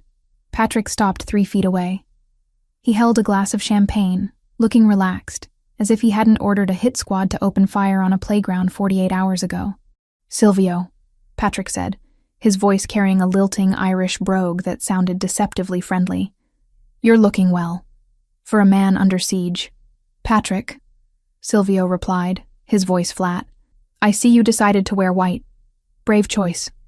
It shows the bloodstains so clearly." Patrick laughed, a light, airy sound. "Always the dramatist. And this," he turned his cold blue eyes to me, "this must be the famous sister." He took a step closer. I didn't flinch. I didn't step back. I looked him dead in the eye. "Chloe, isn't it?" Patrick asked, tilting his head. "I knew your brother well. Brandon. Slippery fellow. Always looking for a shortcut. I suppose it runs in the family? Skipping from the janitor's closet to the penthouse is quite the leap. The insult was designed to humiliate me, to remind me of my place. The old Chloe, the one who apologized for taking up space, would have looked at the floor. But I wasn't wearing a uniform. I was wearing emerald silk and Rinaldi diamonds. "It's Evans," I said, my voice cool and steady, cutting through the ambient noise. "And as for shortcuts, Mr. O'Sullivan, I prefer to think of it as a promotion based on merit. Something you wouldn't understand, inheriting your position." A ripple of shock went through the listeners nearby. No one spoke to Patrick O'Sullivan like that. Patrick's smile tightened at the edges. Sharp tongue. Brandon was more of a whimperer. He cried quite a bit, you know. Especially when he realized no one was coming for him. "My brother made his choices," I said, keeping my face impassive, though the mention of Brandon crying made my stomach turn. "He is a mistake of the past. My present is untouchable." Patrick's eyes narrowed. He looked at the necklace, then at Silvio's hand on my waist. "Untouchable," Patrick repeated, stepping closer, invading my personal space.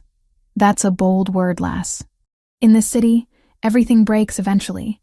Even pretty little things in expensive glass towers." He reached out, as if to brush a stray hair from my shoulder. Silvio moved. It was faster than blinking. One moment Silvio was standing beside me. The next his hand was clamped around Patrick's wrist, stopping it inches from my skin. The force of the grip turned Patrick's knuckles white. "Touch her," Silvio said, his voice dropping to a register that was barely human. A growl of pure, unadulterated violence. "And Ireland burns tonight. I will not leave a brick standing. I will not leave a name in the phone book. I will erase you." The music seemed to stop. The people around us pretended to look away, but every ear was strained to catch the words. Patrick stared at Silvio, his smile finally slipping. He saw the truth in Silvio's eyes. This wasn't a business threat. This was a promise of annihilation. Silvio released his wrist with a shove. Patrick stumbled back half a step, adjusting his cufflink to regain his composure. "You're emotional, Rinaldi," Patrick sneered, rubbing his wrist. "It makes you sloppy. You're letting a skirt dictate your strategy." "My strategy involves keeping my pests under control," Silvio said. "Go away, Patrick, before I forget that this is a charity event." Patrick looked at me one last time. The charm was gone. His eyes were dead, flat shark's eyes. "Nice meeting you, Chloe," he said softly. "I'm sure we'll be speaking soon." Then he did it. He raised his hand to his ear, extending his thumb and pinky finger in the universal gesture for a phone call. He mouthing the words, "Call me." Then he turned and walked away, disappearing into the crowd of black tuxedos. My blood ran cold. The adrenaline that had sustained me during the confrontation drained away, leaving me feeling hollow and sick. "He has him," I whispered. Silvio turned to me, placing both hands on my shoulders, turning me away from the staring crowd to face his chest. "What?" "The gesture," I said, my voice trembling. "The phone. He has Brandon. He knows I have the encrypted phone. He expects me to negotiate." Silvio's face was a mask of granite. "We knew he might have him. This confirms it. But he didn't say it aloud. He is playing games."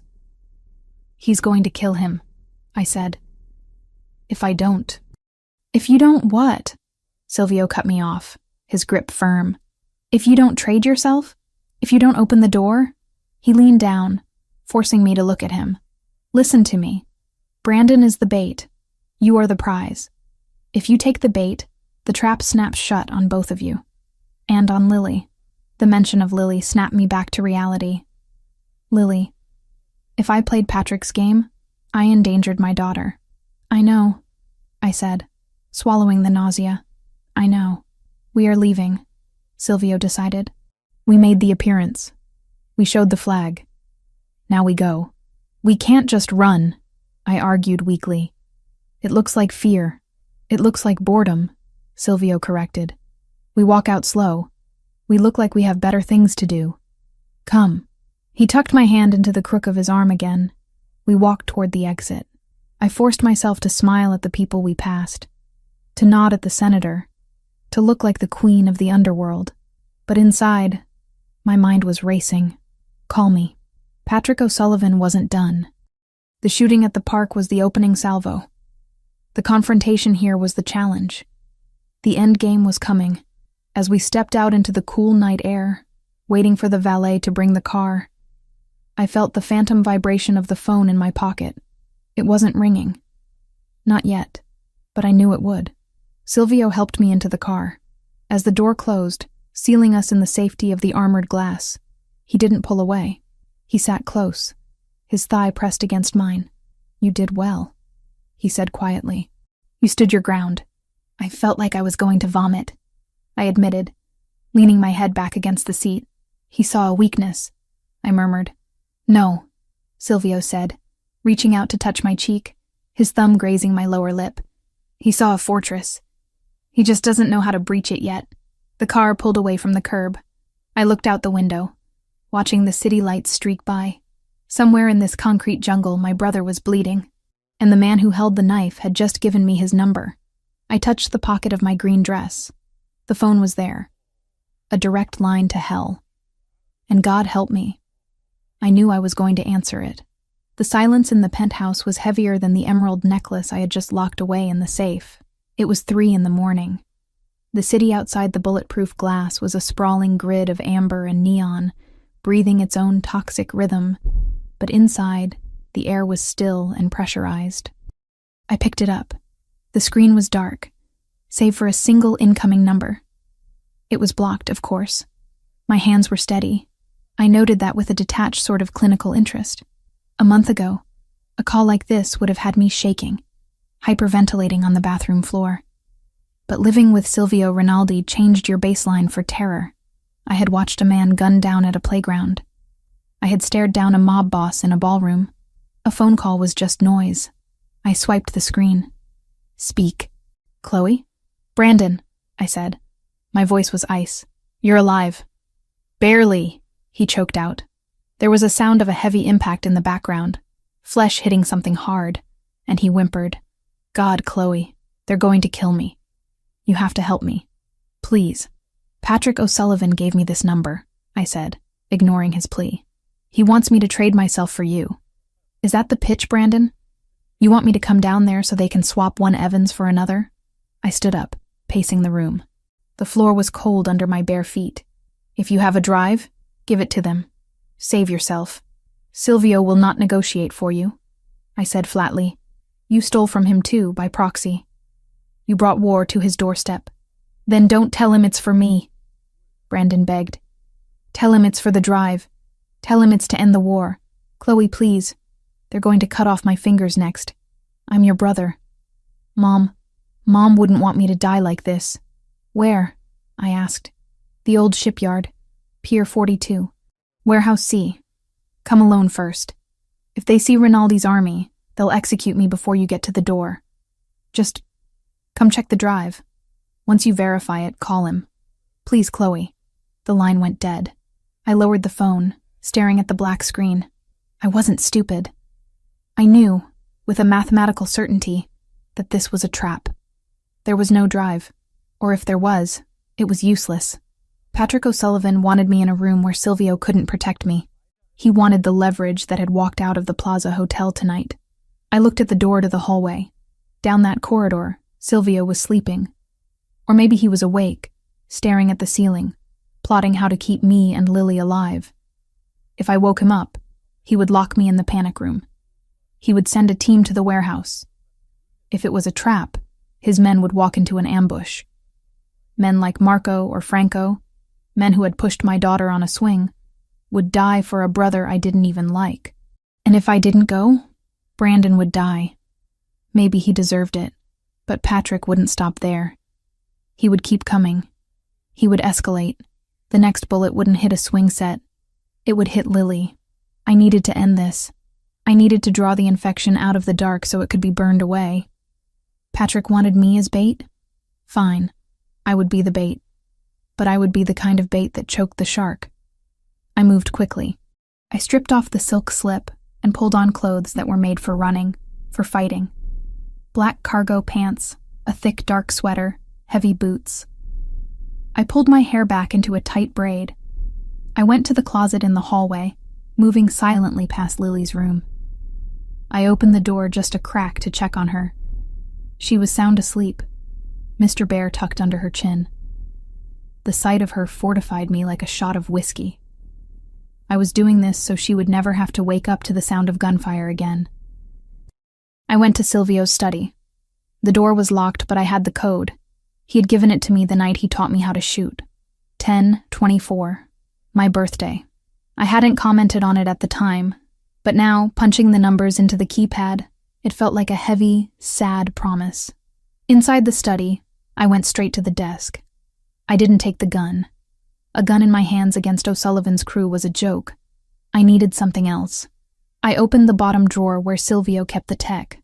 There, sitting in a foam cradle, was a cluster of small black discs, GPS trackers, the kind they put on shipments of heroin or cash. Active signal, real-time tracking. Then I sat at Silvio's desk and wrote a note. I didn't use the fancy Rinaldi stationery. I used a yellow sticky note. Brandon called. Pier 42, Warehouse C. I know it's a trap. I'm bringing the signal to them. Don't come for me. Come for them. I stuck the note on the center of his desk, right on top of his laptop. Now came the hard part. Getting out. The penthouse was on lockdown. The elevators required a retinal scan or Silvio's personal keycard. But I had watched Marco. I had watched him override the service elevator for deliveries. There was a maintenance panel behind the decorative plant in the vestibule. I slipped out of the study. The apartment was a tomb. I walked to the vestibule. Marco wasn't there. The night shift guard, a man named Enzo, was sitting in the chair, reading a magazine. He was facing the main elevator. I moved toward the kitchen, grabbed a glass, and deliberately dropped it. It shattered on the tile with a sound like a gunshot. Enzo jumped up, hand on his weapon, and ran toward the kitchen. Ms. Evans? Everything okay? I was already behind him, moving through the shadows of the hallway he had just vacated. I reached the service elevator vestibule. It was unguarded because who breaks out of a fortress? I pried the panel open with my fingernail. It was magnetic. I punched in the code I had memorized. 7734. The service elevator doors slid open with a soft hiss. I stepped inside and hit the button for the garage. As the doors closed, I leaned my head against the cold steel wall. I was terrified. My heart was beating so fast I felt sick, but I forced the bile down. I wasn't Chloe the victim anymore.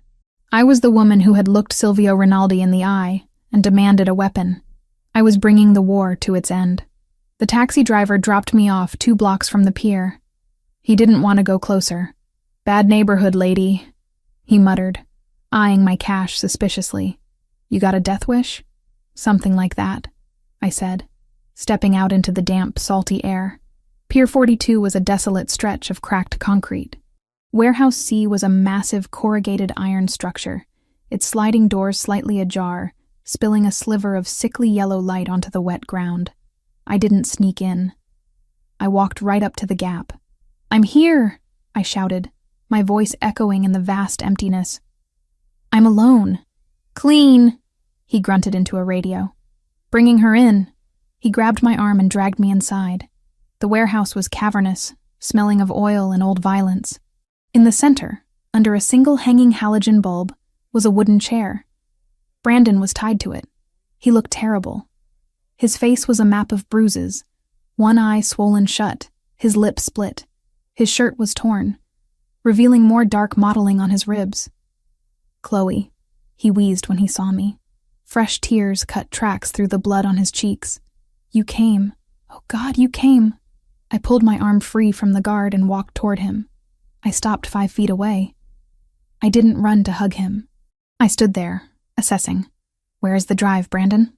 I asked. He blinked, his good eye darting to the shadows beyond the light. The drive? "The evidence," I said. "The reason I'm here." He stammered. "It's Patrick has it. He took it." "There is no drive, is there?" I said softly. Brandon looked down at his lap. "I had to tell you something to make you come. They said if I got you here, they'd let me go. They'd wipe the debt." "How much?" I asked. "How much was my life worth to you? 50,000? 100? "It wasn't about the money," he sobbed. "They were going to kill me, Chloe. You have Rinaldi. You have protection. You can handle them. I'm just a guy. I'm nobody." "You're my brother," I whispered. That used to mean something. Touching reunion. The slow clap echoed from the darkness. Patrick O'Sullivan stepped into the circle of light. He was still wearing his white tuxedo shirt from the gala, though the tie was gone. He looked pristine, untouched by the grime of the warehouse. "I must say," Patrick drawled, walking around Brandon's chair like he was inspecting a piece of furniture, "I didn't think you'd actually come.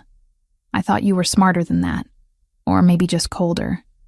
"I'm here," I said, facing him. "Let him go." Patrick laughed. It was a genuine, amused sound. "Let him go." "Why?" "He's been such an entertaining guest, and besides, he hasn't finished his job yet." He pulled a knife from his belt. It wasn't a combat knife. It was a small, elegant fruit knife, probably stolen from the plaza. He rested the blade against Brandon's cheek. Brandon whimpered, straining against the ropes. "The deal was simple," Patrick said to me. "You for him, but now that you're here, I realized I don't really need to choose. I can have both. Silvio knows I'm here," I lied. "He's 5 minutes out. If you don't release us, this warehouse becomes your coffin." "Silvio thinks you're tucked up in his $1 million bed," Patrick corrected, smiling. "We have a jammer on the block, no signals in or out, and my men are watching the tower. No convoy has left." I felt the tracker pressing against my skin. GPS frequencies were harder to jam than cellular, especially military-grade ones. And if Silvio had found the note, "Why are you doing this?" I asked, stalling. "You have the territory. You have the numbers. Why pick a fight with Rinaldi over a petty thief?" He walked over to me. The guard grabbed my arms again, pinning them behind my back. Patrick stopped inches from my face. He smelled of expensive cologne and rot. "You're not so tough without the diamonds, are you?" he whispered. "I don't need diamonds to be tough," I said. "I just need to know who I am. And who are you?" Patrick mocked. "The maid, the whore. I'm the distraction," I said. Patrick frowned. "What?" I didn't wait. I slammed my forehead into his nose. It was a move Marco had mentioned once, jokingly. The headbutt is the great equalizer. I heard the cartilage crunch. Patrick howled, stumbling back, clutching his face. Blood, bright red, spurted over his white shirt. "You bitch!" he screamed. The guard behind me twisted my arm, forcing me to my knees. Pain shot through my shoulder, blinding and hot. "Hold her!" Patrick roared, his voice thick with blood. "Hold her down!"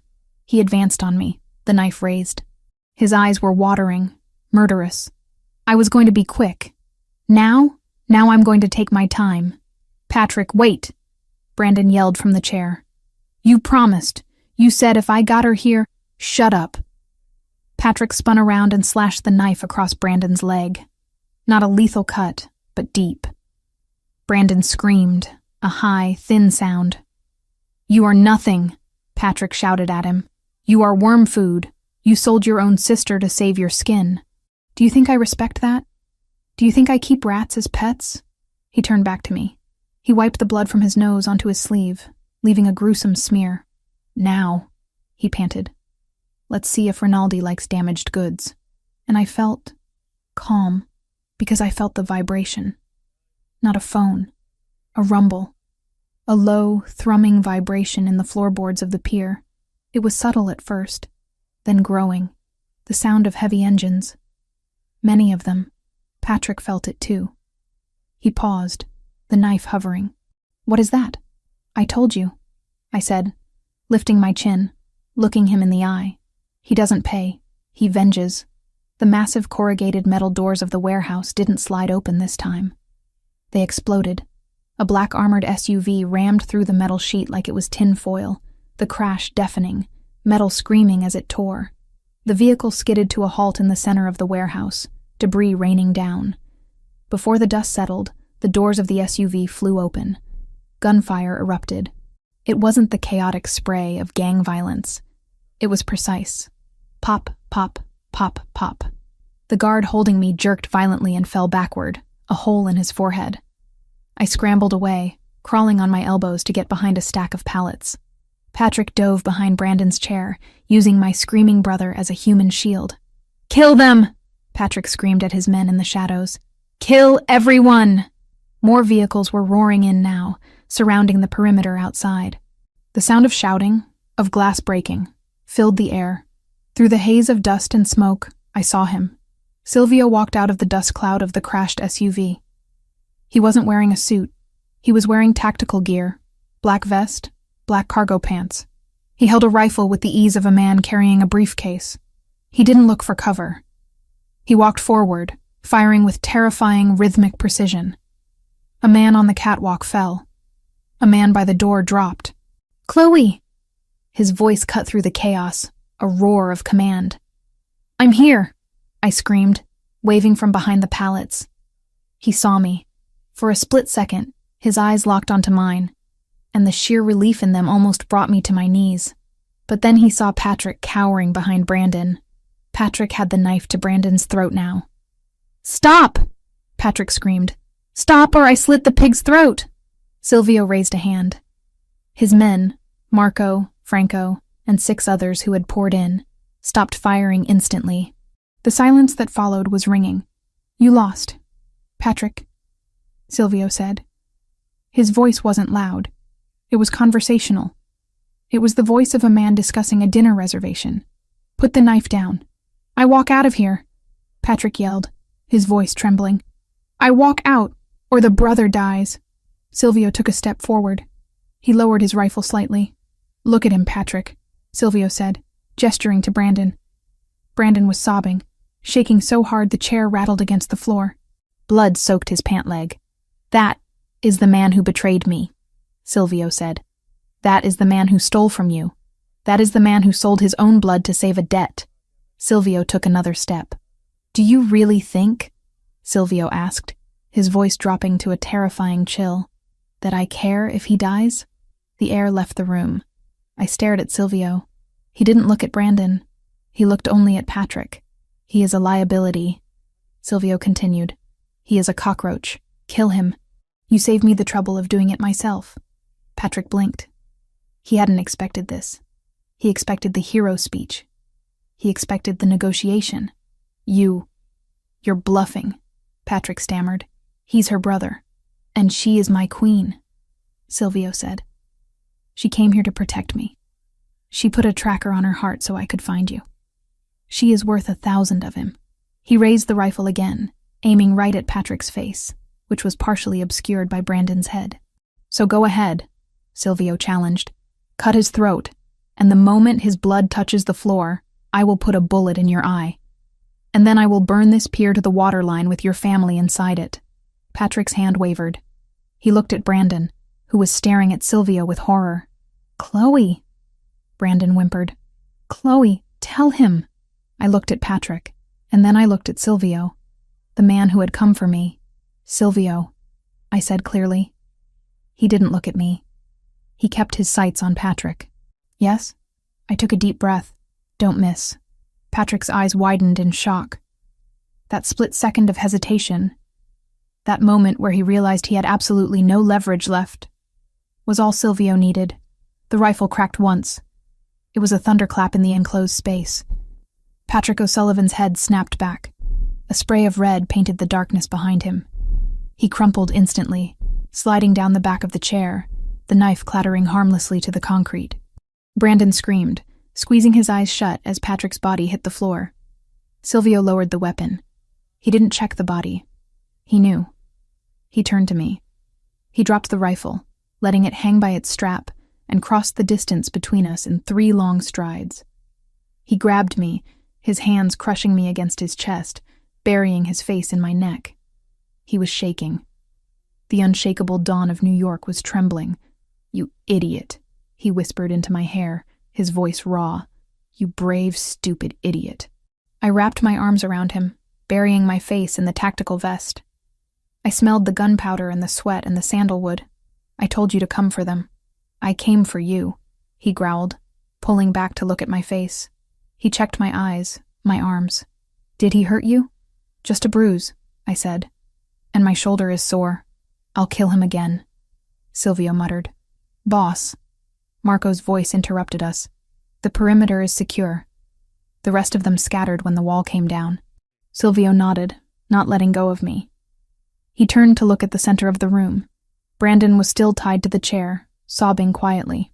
He looked at us, at Silvio holding me, at the dead body of Patrick O'Sullivan behind him. Chloe, Brandon whispered. Thank you. Oh God, thank you. Can you untie me? Silvio looked at him. The warmth vanished from his face, replaced by the granite mask. Untie him, Silvio ordered Marco.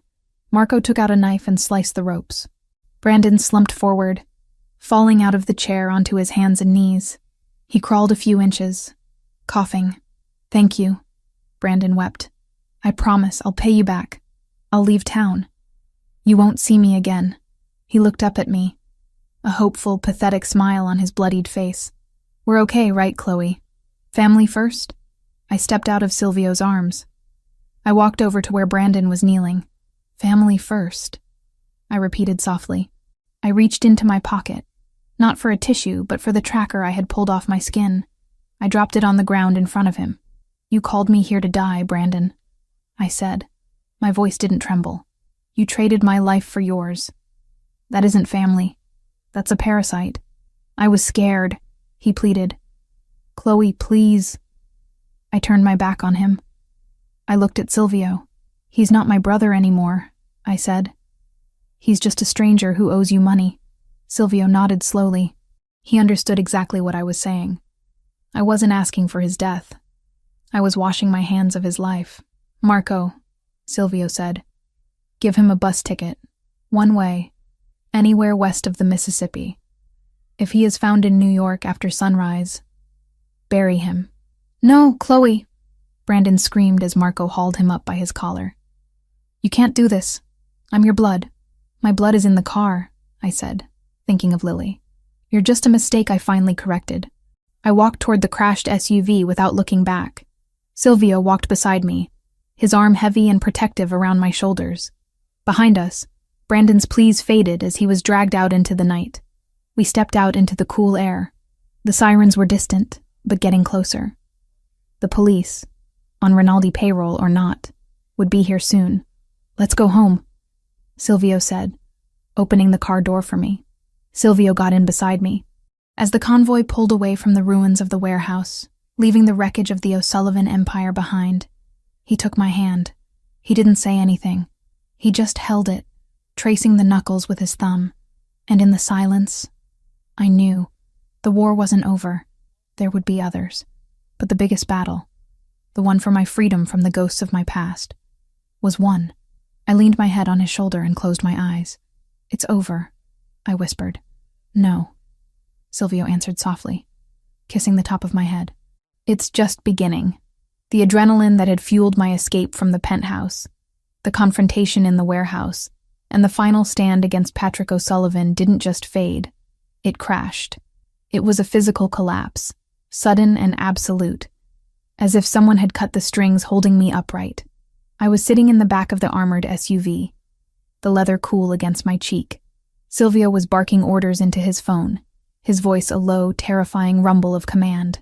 He was organizing the cleanup, the cover-up, and the takeover all at once. The O'Sullivan Empire had been decapitated, and now he was ensuring the body didn't thrash around and hurt anyone else. "Silvio," I whispered. My voice sounded like it was coming from underwater. "Chloe." His hands were on me instantly, cupping my face, checking my eyes. "What is it? Are you hurt? Did a bullet graze you?" "Sugar," I managed to say, my teeth chattering. "Dropping. Fast." Silvio didn't panic. He moved with the precise, efficient urgency of a man who solved problems for a living. He reached into the compartment behind the driver's seat. He knew exactly where the emergency kit was because he had put it there himself. "Swallow," he ordered, his voice tight. "Stay with me, Chloe. Look at me." I focused on his eyes. They were dark, dilated, still holding the residual violence of the warehouse. But beneath that, there was a desperate, raw fear.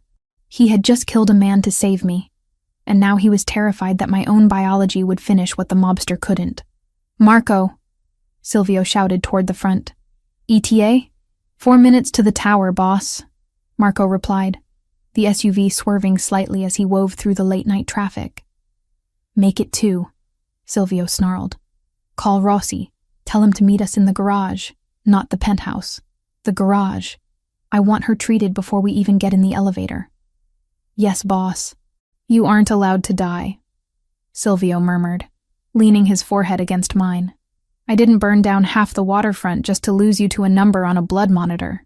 "I'm not dying," I breathed, feeling the first tiny spark of energy return as the glucose hit my bloodstream. "Just empty. We will fill you," he promised. "We will fix this." The car screeched around a corner, throwing me against him. His arm clamped around me like an iron band. I could smell the gunpowder on his clothes. A sharp, metallic tang mixed with the sweat of combat. It shouldn't have been comforting. It should have been terrifying. But God help me. It smelled like safety. When the SUV roared into the underground loading dock of Rinaldi Tower, it didn't slow down until the last possible second. The tires squealed on the concrete. Before the vehicle had even fully stopped, the back door was ripped open. Dr. Rossi was there, looking like he had been pulled out of bed, wearing a coat over his pajamas, holding a medical bag. "Status?" the doctor asked, stepping forward as Silvio basically carried me out of the car. "Hypoglycemic crash following extreme trauma," Silvio reported, his voice clipping the words. "She took 20 grams of rapid glucose in the car. She is conscious but disoriented." Dr. Rossi shined a penlight in my eyes. I flinched. "Pupils responsive," Rossi muttered. He slapped a sensor onto my finger. "Blood sugar is 55. Rising but slowly. We need to get her upstairs and on a steady drip. She needs complex carbs, not just sugar, or she'll crash again in an hour." "Let's go," Silvio said. He didn't put me down. He walked to the elevator, ignoring the team of cleaners who were already swarming the SUV to remove the evidence of the night's work. The ride up to the penthouse was silent. I rested my head on Silvio's shoulder, watching the numbers climb. 10, 20, 30.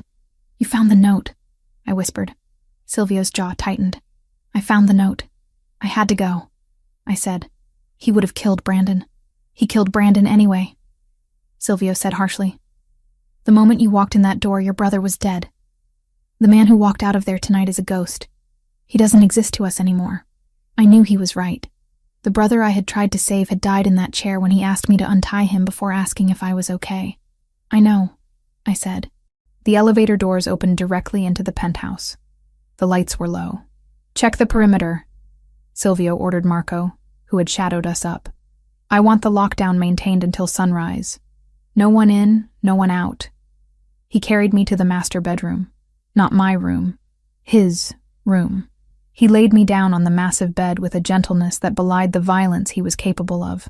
Dr. Rossi bustled in, setting up an IV pole next to the nightstand. Small prick. The doctor apologized, sliding a needle into the vein of my arm. I barely felt it. I was watching Silvio. He was pacing at the foot of the bed, his hands running through his hair. He looked like a caged tiger. The energy of the fight had nowhere to go. Mr. Rinaldi, Dr. Rossi said cautiously. She needs rest and food. A sandwich, something substantial. I'll make it, Silvio said instantly. Sir, the staff. I said I will do it, Silvio snapped. He looked at me, his eyes softening for a fraction of a second. I know what she eats. He turned and stalked out of the room toward the kitchen. Dr. Rossi taped the IV line to my arm, shaking his head slightly. I have treated Silvio Rinaldi for 10 years, the doctor murmured. Stab wounds, gunshot grazes, broken ribs. I have never seen him scared until tonight. He hides it well, I said, my voice gaining strength as the saline and dextrose did their work. No, Rossi corrected, packing his bag. He doesn't hide it. He usually doesn't feel it. You have changed the baseline, Ms. Evans. Silvio returned 10 minutes later with a tray.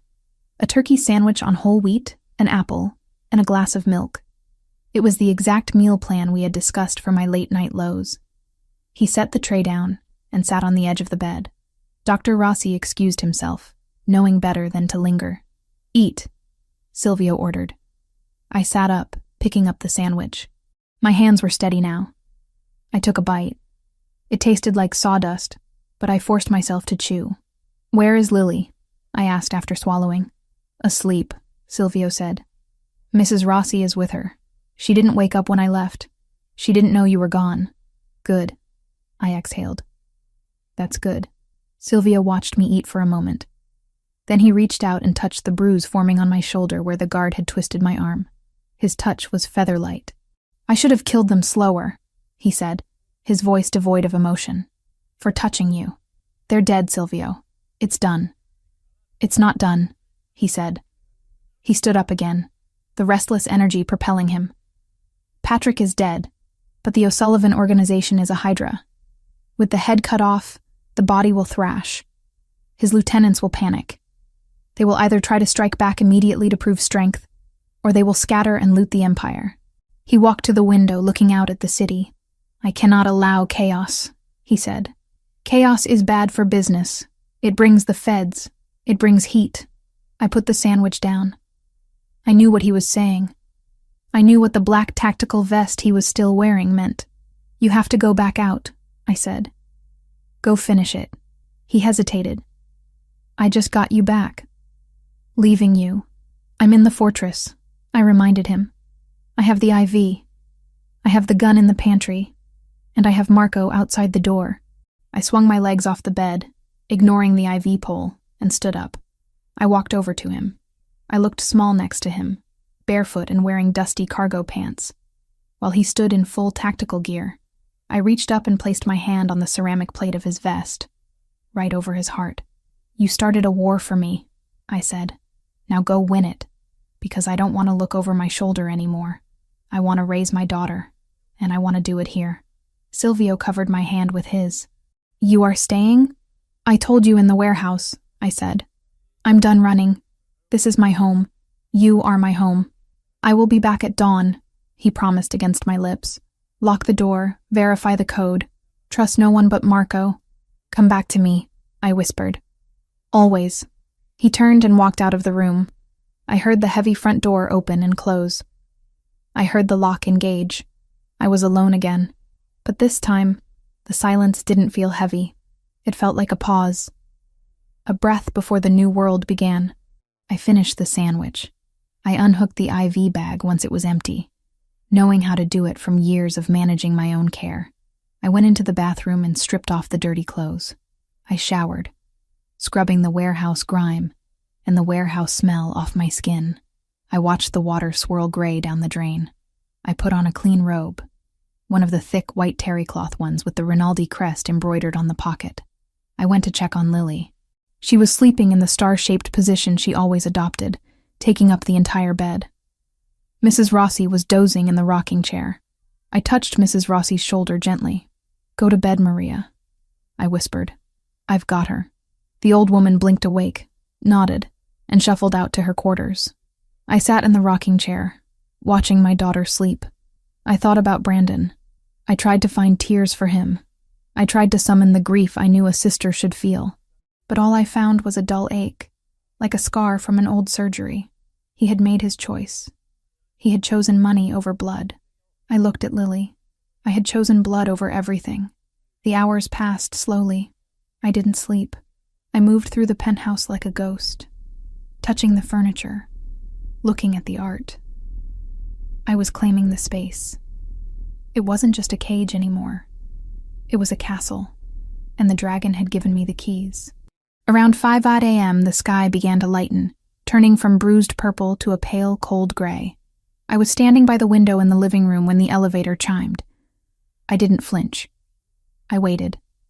The doors opened. Silvio stepped out. He stopped when he saw me standing there.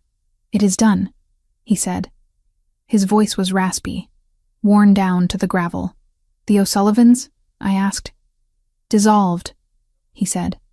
"The captains surrendered. The territory is ours. The Irish are no longer a problem in New York." He walked toward me, moving slowly, like his bones were heavy. "And Brandon?" I asked. I had to know. "He is on a Greyhound bus to Omaha," Silvio said. "Marco watched it leave the terminal. He has $500 and a terrifying memory of tonight. He won't come back." I nodded. It was better than he deserved. Silvio stopped in front of me. He didn't touch me. He looked at his hands, then at my clean white robe. "I'm dirty," he said. "I smell like smoke." "I don't care," I said.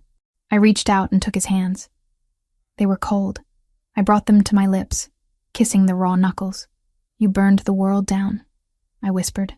"I told you I would," he said, looking at me with an intensity that made my knees weak. "I would burn it all down for you. Do you believe me now?" "I believe you." I led him toward the bedroom. He didn't argue. He let me lead him.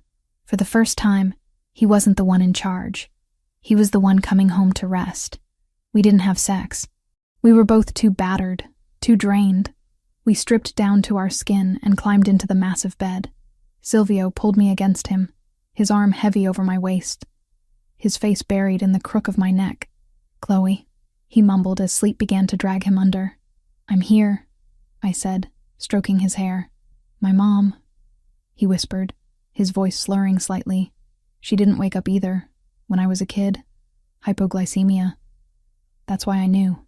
He hadn't just seen a sick woman. He had seen a chance to rewrite his own trauma. "You woke me up," I whispered into the darkness, holding him tighter. "You saved me, Silvio." He didn't answer. He was already asleep. We were monsters. We were survivors. We were a family forged in blood and sugar, because he had burned the world for me, and I would build a new one for him from the ashes. The transition had been seamless, at least on the surface. The disappearance of the O'Sullivan leadership was written off by the papers as an internal gang war. The sudden expansion of Rinaldi logistics was praised by the financial sector. Inside the penthouse, the changes were smaller, but more significant. I wasn't wearing a uniform. I was wearing a cream-colored cashmere sweater and jeans, sitting at the desk in the study, our study now. "The catering contract for the hotel chain needs approval," I said, spinning the laptop around. Silvio looked up from his paperwork. He was wearing reading glasses, something he only did around me. and looking annoyingly handsome. "Handle it," he said. "You know the budget." "I know the budget is inflated," I corrected. "I found a better vendor. We save 15%. And the quality is higher." Silvio smiled. It was a real smile, one that reached those whiskey eyes. Ruthless. I like it. "Mommy, Daddy!" Lily ran into the room, holding a piece of paper. She stopped, breathless. I froze. It was the first time she had called him that. "Daddy." Silvio froze too. His pen stopped moving. Lily didn't notice the tension. She ran up to Silvio's chair. "Look, I got a gold star on my spelling test." Silvio looked at me. I looked at him. There was a question in his eyes, a hesitation. "Is this allowed?" I smiled and nodded. Silvio turned to Lily. He picked her up and set her on his lap, ignoring the multi-million-dollar contracts on the desk. "A gold star?" he said, his voice full of wonder. "That is amazing, Tesoro. We should frame it." "Can we put it on the fridge?" Lily asked. "We can put it on the fridge," Silvio agreed. "And then we can get ice cream." "Yes," Lily cheered. I watched them, the killer and the child. The past was a grave in a warehouse. The future was a gold star on a refrigerator. I picked up the pen and signed the contract. Chloe Evans was gone. The woman sitting in this chair was someone else entirely, and she was exactly where she belonged. The morning sun streamed across the living area, no longer a hostile searchlight, but a gentle, golden invitation. 2 months had passed since the night of the pier.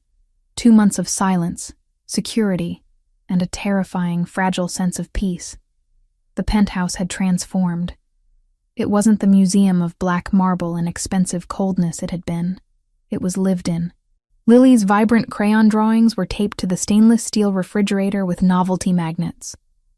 A half-finished crossword puzzle lay on the mahogany coffee table, left there by Chloe. The air smelled of espresso, and the comforting scent of fresh-baked cinnamon rolls, a recipe Chloe had mastered for Sunday mornings. Chloe sat at the long kitchen island, wearing a simple, cream-colored cashmere sweater and dark trousers. She was not in a uniform.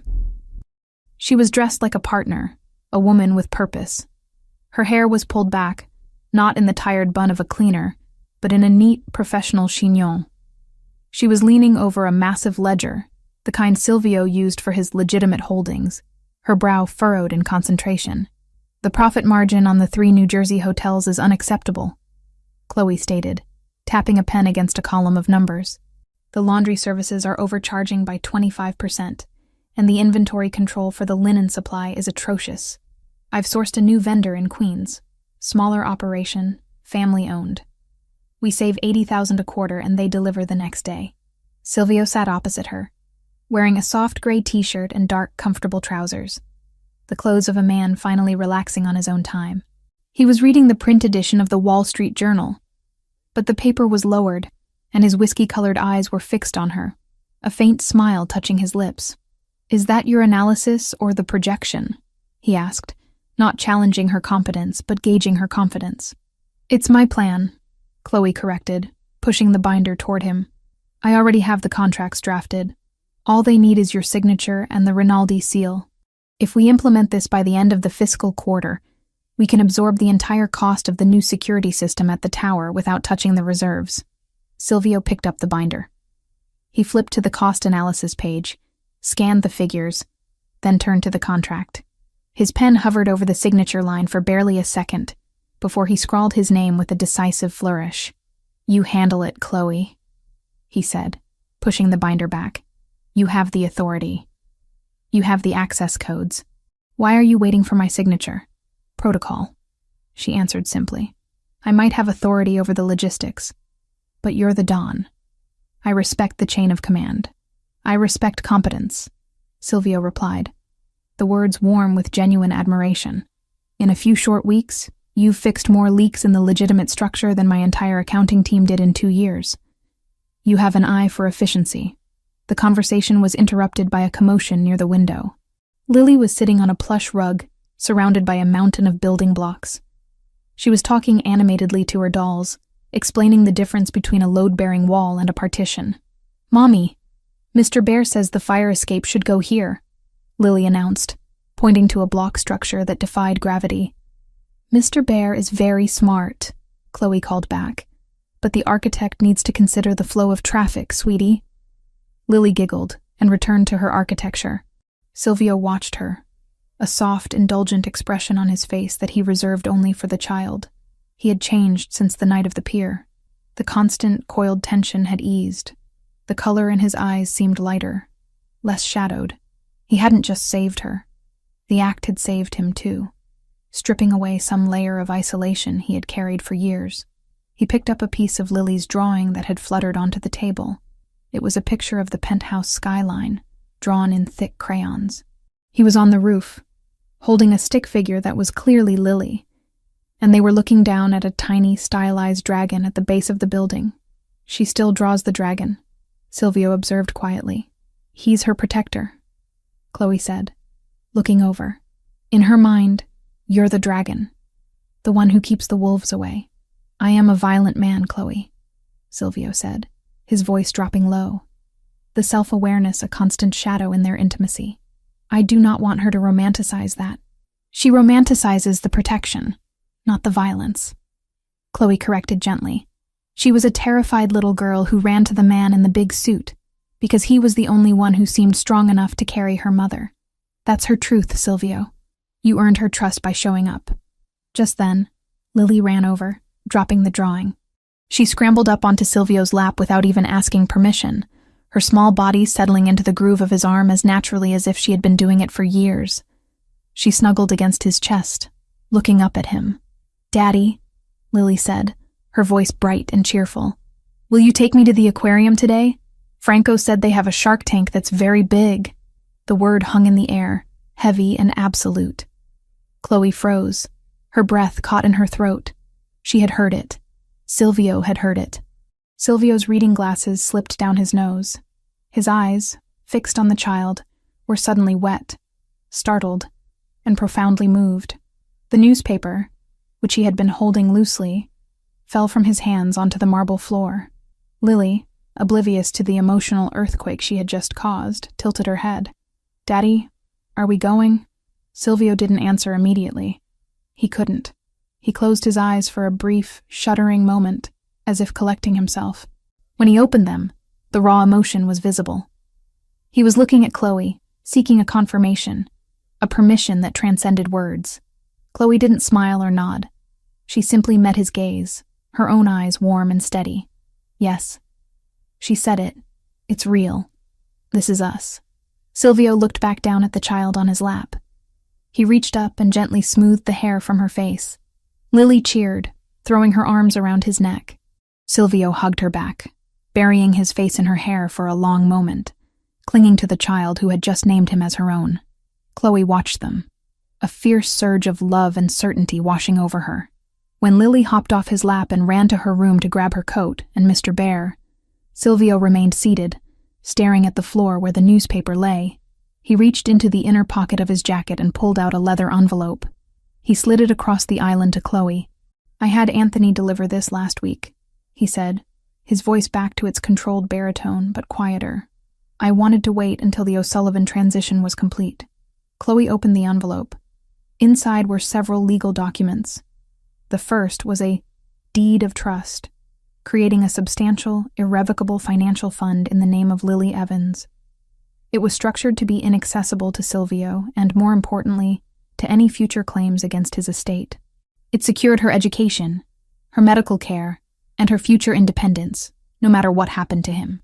The second was a deed to a property, a beautiful, modest brownstone in Brooklyn Heights, purchased under a shell corporation completely divorced from Rinaldi's known assets.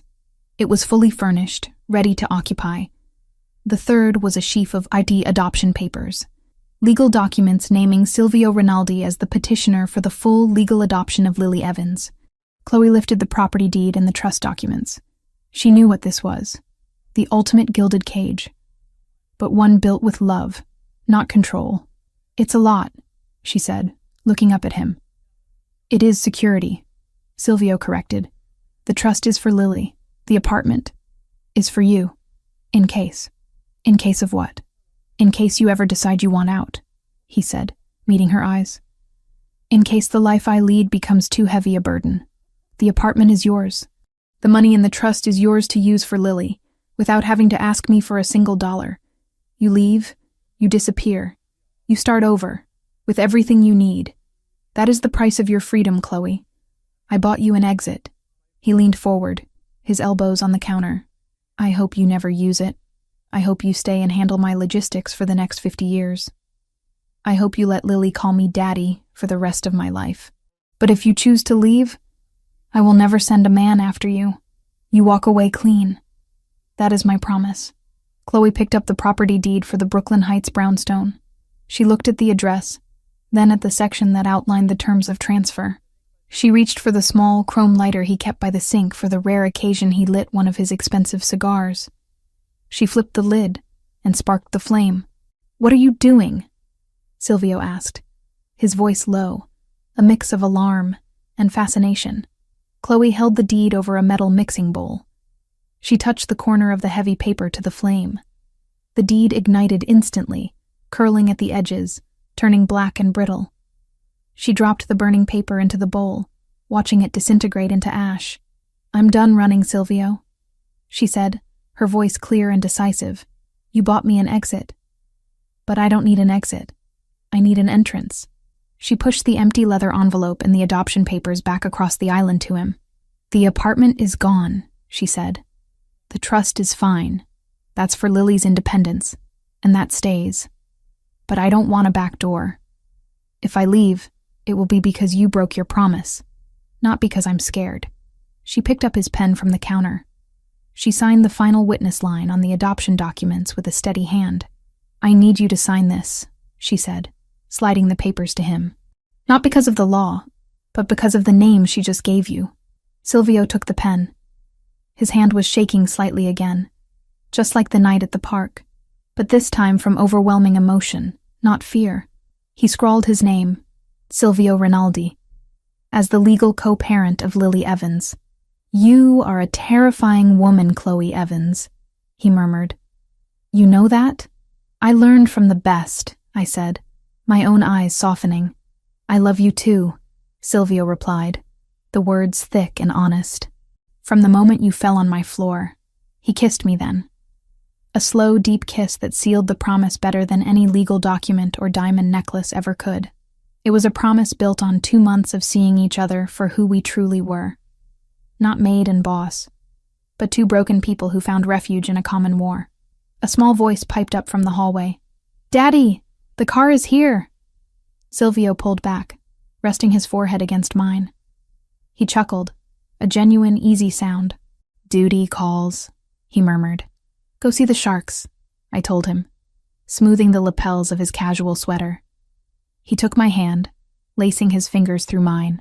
We walked out of the kitchen and into the living room, where Lily was waiting patiently by the sealed front door, wearing her little pink coat. "Ready, Daddy," she announced, reaching up for his hand. Silvio squeezed my hand once before letting go to take Lily's small one. He looked at me, his gaze sweeping from the ashes in the bowl to the diamond necklace I was wearing over the cream sweater. "My armor, my prize, my choice. I'm already home, Silvio," I said, a finality in my tone that closed the chapter on fear forever. He smiled, a wide, open, devastating smile that reached all the way to his whiskey-colored eyes. Silvio and Lily walked to the private elevator. Lily chattered happily about the great white sharks, holding the hand of the man who had become her father. I watched them go. They were going out into the city Silvio Rinaldi now owned, the city where his name meant safety. I didn't worry about the O'Sullivans or the other families. They were ashes and memories. I walked back into the study and sat down at the desk. I picked up the ledger and the pen. I had work to do. I had a logistics empire to run.